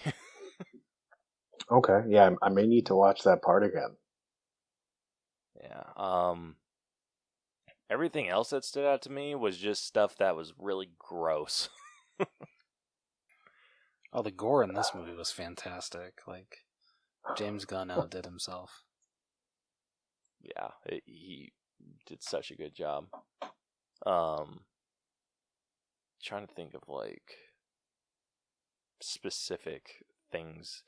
Like the biggest one for me that I was just like, this is nasty. Was Starho's death. Mm-hmm. No, When they just fly in his eyeball, like I feel like it made my eye hurt. I mean, it was really graphic. Like inside the eye, you saw all like the little like eye veins, and then she like ripped it open, and the rats were like just pulling the insides out. Oh, dude, and I think what like grossed me out about that, or what I was thinking about the eyeball, like during that whole scene. I'm like, is that really how that would happen? I mean, I don't think so. I'm like, what's the like? Can you pop an eyeball? I'm Caleb, pretty let's sure. find out. Yeah, I'm pretty sure. Like, if a sharp object went into your eyeball, it would just bust open. But Yeah, but I'm like, I don't know what I think is in my eyeball. I just always Google. thought like if something came and like pierced my eye, that it was like, I don't know, more like a gel. Not thinking it's like a liquid. I don't know. I mean, hopefully we never find out. I hope I never find out, but yeah, it was just that scene brought up all these questions for me that went through my mind through the entire scene, and it just like, Yeah. Any other standout scenes for you guys? Because all of mine were like the gross gore. I mean, going off the gross gore, the opening in general, with just like all of those members of the squad getting wiped out all at once, and then that whole this leads into the music, but the whole like panorama shot of like each of them dead, like after they had all placed bets and won. Those were some badass effects, and especially I love how Captain Boomerang is still holding up one boomerang with just his skeleton hand. That was amazing. That was fantastic. Yeah, I'd like to know how the hell that happened when he got hit by a propeller of a helicopter. Yeah, it sucked. So much. But yeah, dude, his death was brutal. Honestly, they could have made his death so much cooler. Like, he could have taken out 10 guys with like a boomerang throw and then got distracted by something and had his own boomerang like just go right through his head. I don't know. That would have been really cool. Kind of funny. Like, how Really ironic. cool. Like, he killed himself. Yeah, something like that. That would have been really like if he tried dodging that helicopter that hit him. Like he maybe just ducks and then it like goes over him and then he's just like, "Whoa, did you see that?" And then It's like, that was close. Yeah. And like maybe the boomerang that he had used to kill those two guys comes back and kills them. There we go. Yeah. Yeah, that would have been insane. Dude, one thing I'm a little pissed off that they did, like they never explained why his freaking boomerang was glowing. Oh, I did notice that. Yeah. I mean, apparently you gotta have glow-in-the-dark boomerangs. It's just a necessity. I mean, it was nighttime, so maybe. Yeah, see? True. How else would you see it, I guess? Yeah, exactly. That makes sense. Okay. Yeah, it does make sense. All right. Yeah, so effects. we gave it a 90. Music, this one ended up scoring a 9 out of 10. Yeah, I mean, it was good for the movie. Yeah, I think every song that they had fit the tone pretty well. Yeah. I think James Gunn, he's always been good with, in my opinion, the scenes and music, though. Yeah, dude, the way he's able to find songs that just like right on the dot, like especially when he was talking about the scene where it's going through everyone that's dead or dying. That song, where it's just talking about everyone that died. Yeah. So yeah, I don't know the name of that song, but that was good. The Oh, song's people who kind of died. like everybody died. Yeah. The songs just meshed well with the scene, so you almost didn't notice the music because it just kind of went along so well. Yeah. I really enjoyed this soundtrack. I think the only reason that I didn't give it a 10 was because there wasn't one song that stood out to me. Yeah, Really? I agree. Huh. Nothing was overwhelmingly good to me. Yeah, and that's surprising for me because like they freaking had Johnny Cash on their soundtrack, and I love Johnny Cash. I mean, but that one did just play like at the beginning over like Savant throwing the ball against the wall. So like I can understand why that one really didn't stick out that much. It's a great song, but it doesn't really play in a big scene. They probably could have used it in a better spot. Yeah. Yeah, but than like him throwing a ball. If you think about like if you're comparing this to like the soundtrack to Guardians, like damn well like the opening to Come and Get Your Love. Yeah, like Guardians was definitely better. Like thinking about it that way, because I feel Come and Get Your Love doesn't like come into like a little bit like a couple minutes in. So like I don't know, for me, thinking about like the opening song, like yeah, it technically is Folsom Prison Blues, but I actually would say it's People Who Died, just because it's going over like the whole title sequence of like who is in this movie, and it's just like like doing the pan around shot of all of the dead Suicide Squad members, everyone else paying each other out of who like took bets and won. So like this song is actually like the reason why I gave it a 10, because I feel it's so perfectly placed. It's classic James Gunn. Just it stuck out like hell to me, and I loved every minute of it. I loved that opening so much. Okay, yeah, it was good. It's definitely good. Yeah, if something would have stuck out like that for me, then I would have been up there with you at a 10. But it just didn't happen. Fair enough. Yeah. So music scored a 9.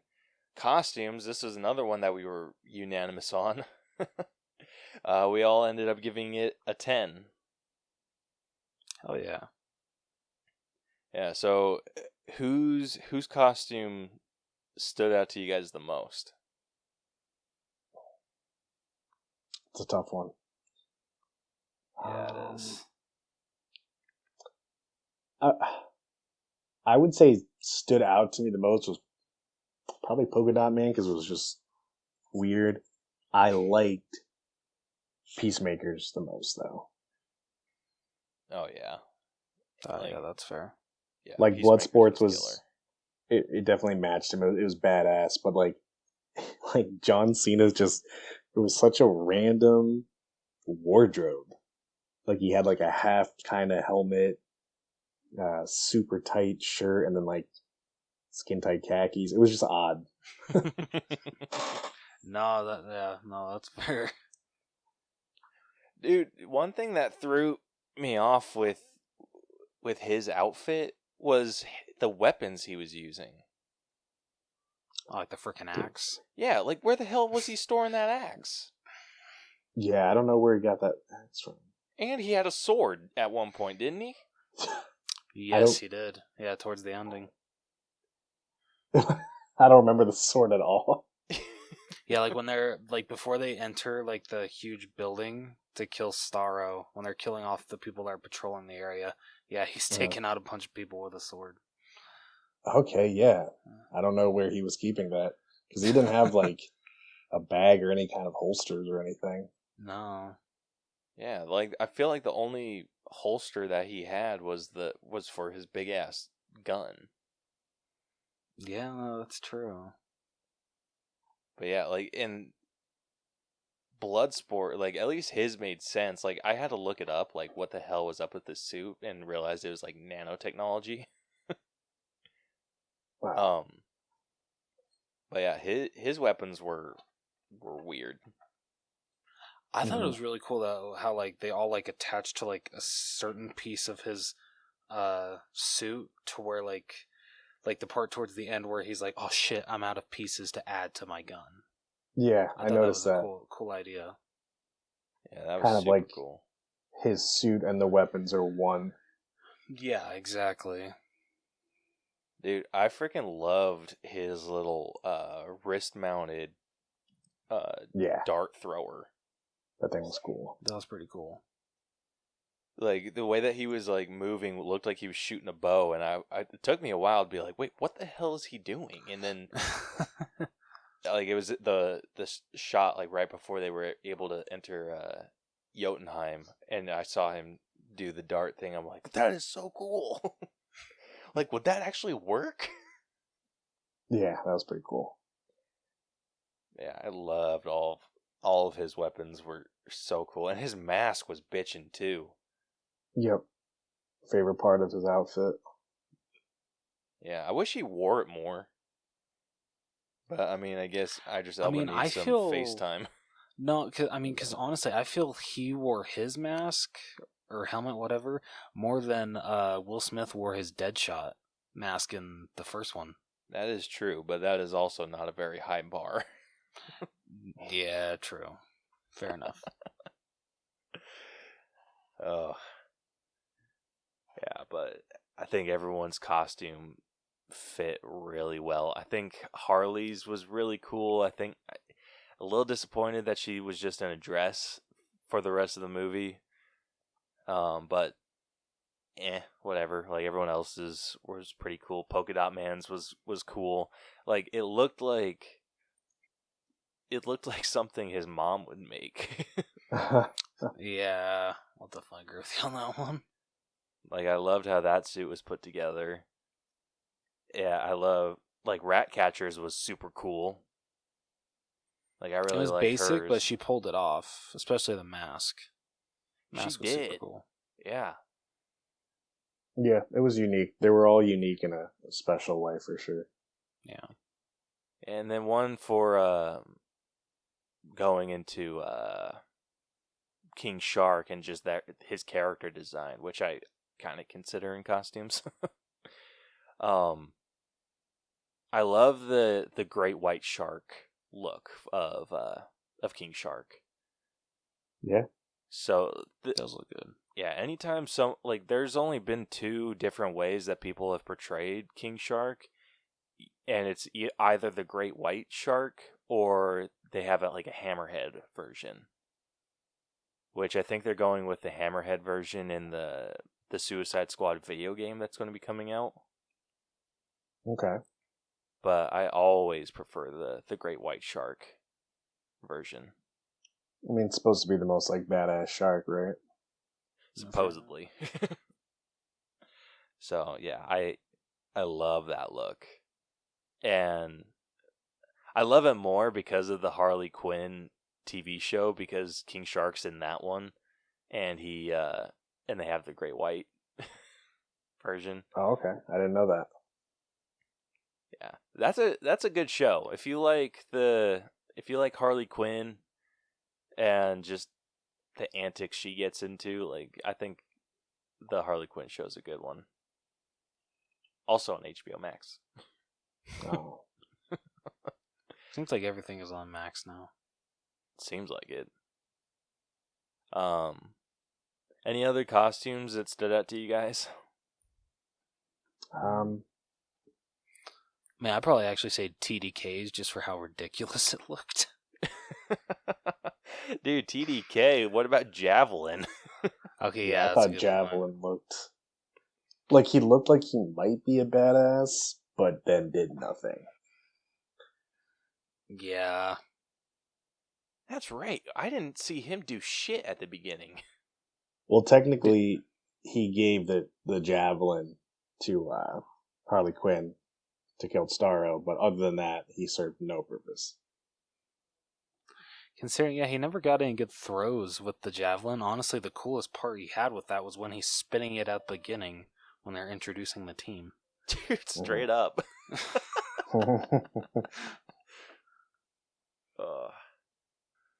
All right. Well, yeah, so costumes ended up scoring a perfect 10 with us.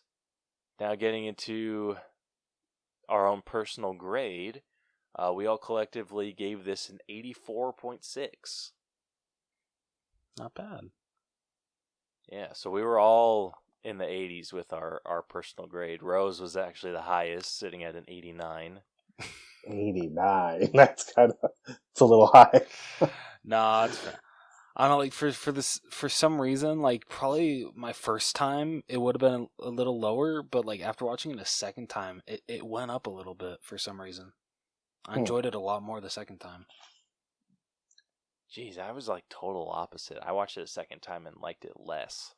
That is so weird. That's interesting. That was really interesting.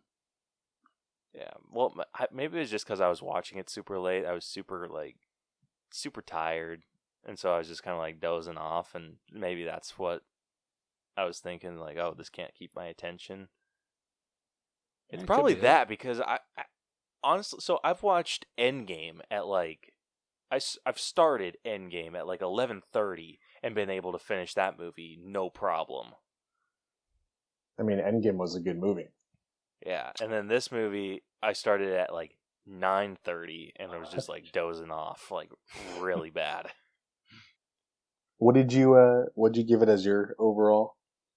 So I ended up giving it an 85. Oh, I think mine was the lowest, right? Wasn't it? I think I gave it yours an is 80. sitting at an 80. See, I gave it an 80 because I tried to think of it from viewers like myself who don't know any of the background info, like about the shark being super smart or like Peacemaker. Like I just went into this purely seeing the first one and like I didn't really know what was going on. I didn't see the point of like killing Captain Boomerang within 60 seconds. I thought them killing Rick Flagg was a big mistake because he's really like the centerpiece of of each Suicide team. And also like you can't have someone like Deadshot in the first one, who was a huge character, and then they have another mission and like he's still in jail. Like what? Why didn't they use him? And where was Joker? Where was Joker? Well, Joker, I'm assuming Joker gets sent to Arkham. Why wouldn't she use him though? Fair. Well, because she's only in charge of Belle Reve. Yeah. Yeah, but I feel like she wouldn't give someone like that away, you know? Well, it's just because he goes straight to Arkham because he's like mentally insane. Okay. I thought they could have. Yeah, they send the people that are a little bit normal, mentally more normal insane, to Belle Reve. They could have done so much more with Savant. I don't know. I feel like if James Gunn tweaked it a little bit, it could have been a lot better. Yeah, I absolutely agree. But on IMDb, they gave this one a 7.5, and they gave the first a 5.9. So whoever's rating this, whether it's just fans, like this new one significantly more. Oh yeah, absolutely. Like honestly, our scores are significantly better than what we thought of the first one. The only thing the first one did better than this one was marketing. Because I'm sorry, no movie has been able to match how great the marketing was for that first Suicide Squad. The trailers were incredible. It got you so freaking hyped, and then we got that piece of shit. Yeah, the first time I ever watched the first one, I stopped like 45 minutes in, and I was like, I'm not finishing this. I had to go back like later on and watch it. Don't blame you at all. Yeah, not even a little bit. All right. Well, does anyone else have anything to say about this movie before we reveal the final grade? I I don't have anything. All right. Well, so that concludes this breakdown. So the final All Bros and Wheel of Horror letter grade for James Gunn's The Suicide Squad has come to a solid B. Yeah, so it is sitting at an 84.79%. Okay. Yeah, so that's not bad. Yeah. It's I'd say that's pretty fair. That's a good spot. Absolutely. So let's see. Comparing this to some other B movies that we've graded. So every movie that I'm about to list off is a B. So this is above Christopher Robin, which is at an 84.5. Ooh, it's above Age of Ultron, which is at an 84.3. Kind of hurts a little. Yeah, it's above Solo. That's fair. Which is an 84.2. The climbing movie? Star Wars movie. That's Free Solo. Yeah, never mind. I forgot that was a movie. This one hurts. It is above Thor Ragnarok. Oh, see, I can't. Gotta disapprove of that. So Thor Ragnarok's sitting at an 83.9. I thought we rated that one way higher. I thought we did too. I'll have to go back and look at what went wrong with that one. It's also above Murder on the Orient Express. I thought that was a good movie. Yeah, which is sitting at an 83.8. And then, we were just talking about it. It is also above Sonic the Hedgehog, which is also at an 83.8. All right, well, listen, I'm going to watch Sonic this weekend, and I'll let you guys know which one I like more. Yeah, so that also, going the opposite direction, puts the Suicide Squad below The Oath, which was sitting at an 85. Puts it below The Lion King, which is at an 85.1. I probably disagree with that one, honestly, thinking about it now. It's also below Harry Potter and the Sorcerer's Stone, which is at an 85.4.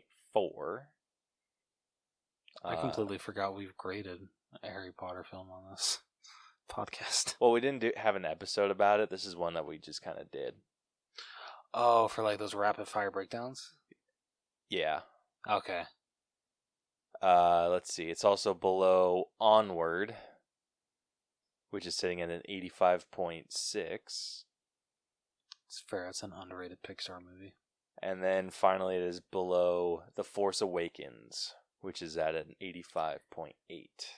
Ooh, yeah. Oh, man, dude, I disagree with that entirely. Hate that movie. Yeah, so out of 19 B movies... Wait, did you say The Force Awakens or The Last Jedi? Force Awakens. Force Awakens. Oh, I'm sorry. Okay. No, I take that back. No, Last that's like Jedi my is favorite. at like a C minus. Oh, yeah, sorry. Okay. Ignore what I just said. I thought it was The Last Jedi. I'm sorry. I actually like The Force Awakens very much. Yeah. So so out of 19 movies that have been that are sitting at a B, the Suicide Squad is sitting at a 6 out of 19. Not bad. Okay. Yeah, I think it has a decent home. I think the two Marvel movies that it's above kind of sting a little bit. For some reason, Yeah. Age of Ultron stings more than Ragnarok. I don't know why. You shut your mouth. And you kiss my ass. I would have to put both of those Marvel films above this, just because I don't know, for a lot of reasons. No, that's fair. I would agree with you there. Yeah. All right. Just for shits and giggles, I'm gonna look at those two and see what happened. You wouldn't let me. All right. You wouldn't Thor, let me give. I don't know. Thor Ragnarok. The story is what ended up killing it. No. Did we actually? Ragnarok was the third one, right? Yeah. Yes. You guys gave the story a low rating. Ooh. Wasn't Ragnarok The story didn't we felt grade like it that the matched old way? perfectly. Yeah. So we actually ended up giving Suicide Squad a better story rating. Damn. No, listen, I'm gonna put that on you guys.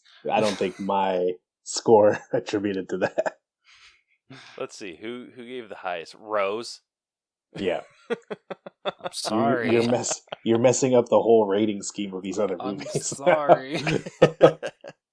Yeah, being Hey, too nice. Hey, if Caleb would have let me give 100 for character development in Age of Ultron for how great of an arc Hawkeye has, we would all be fine. I'm just saying. Where's Age of Ultron on this? Yeah, Age of Ultron. All the scores were like pretty even. Like the acting we gave higher. Like there wasn't one in particular like low score. Or okay, music and costumes we gave an 8. I'm actually surprised we didn't give music higher, considering how amazing the Avengers score alone is. Yeah, but we said that we've heard that. Our argument was that we heard that score before. It's not. So I'm going to travel back to new. I'm going to travel back to my past self and smack him, because no matter how many times I hear the Avengers theme, it gets me hyped as hell. I don't care. That dude, okay. Again, we made this argument. Still, though, it deserved a 9. We're just like, okay, well, there just wasn't anything else that stood out. Like that was the only thing. Still, though, a 9. Okay, that's bullshit, because I think that honestly, like thinking through, like when we go through the overall scores like kind of sting, especially the way that we've ordered some of these movies. But when you go to our like the individual categories and how we scored those, it's really hard to disagree. Okay. At least I feel it's hard to disagree. Like, except for when it comes to one little movie. I know Caleb already knows it. Which movie was that? The Unicorn Store. Oh, forget you. That movie was good. I'm sorry, man. I'm just never gonna let that go. Whatever. I liked it. All right. Well, like I said, that concludes this week's breakdown, and I don't think we're super happy with where this is at, but it has definitely earned it. Yeah. Yeah. All right. So, Justin, do you want to tell everybody where they can find you and your podcast? Yeah. So we're on Twitter. It's at Horror Wheel. Oh, okay. So just you guys are on Twitter? Oh shit, we lost him.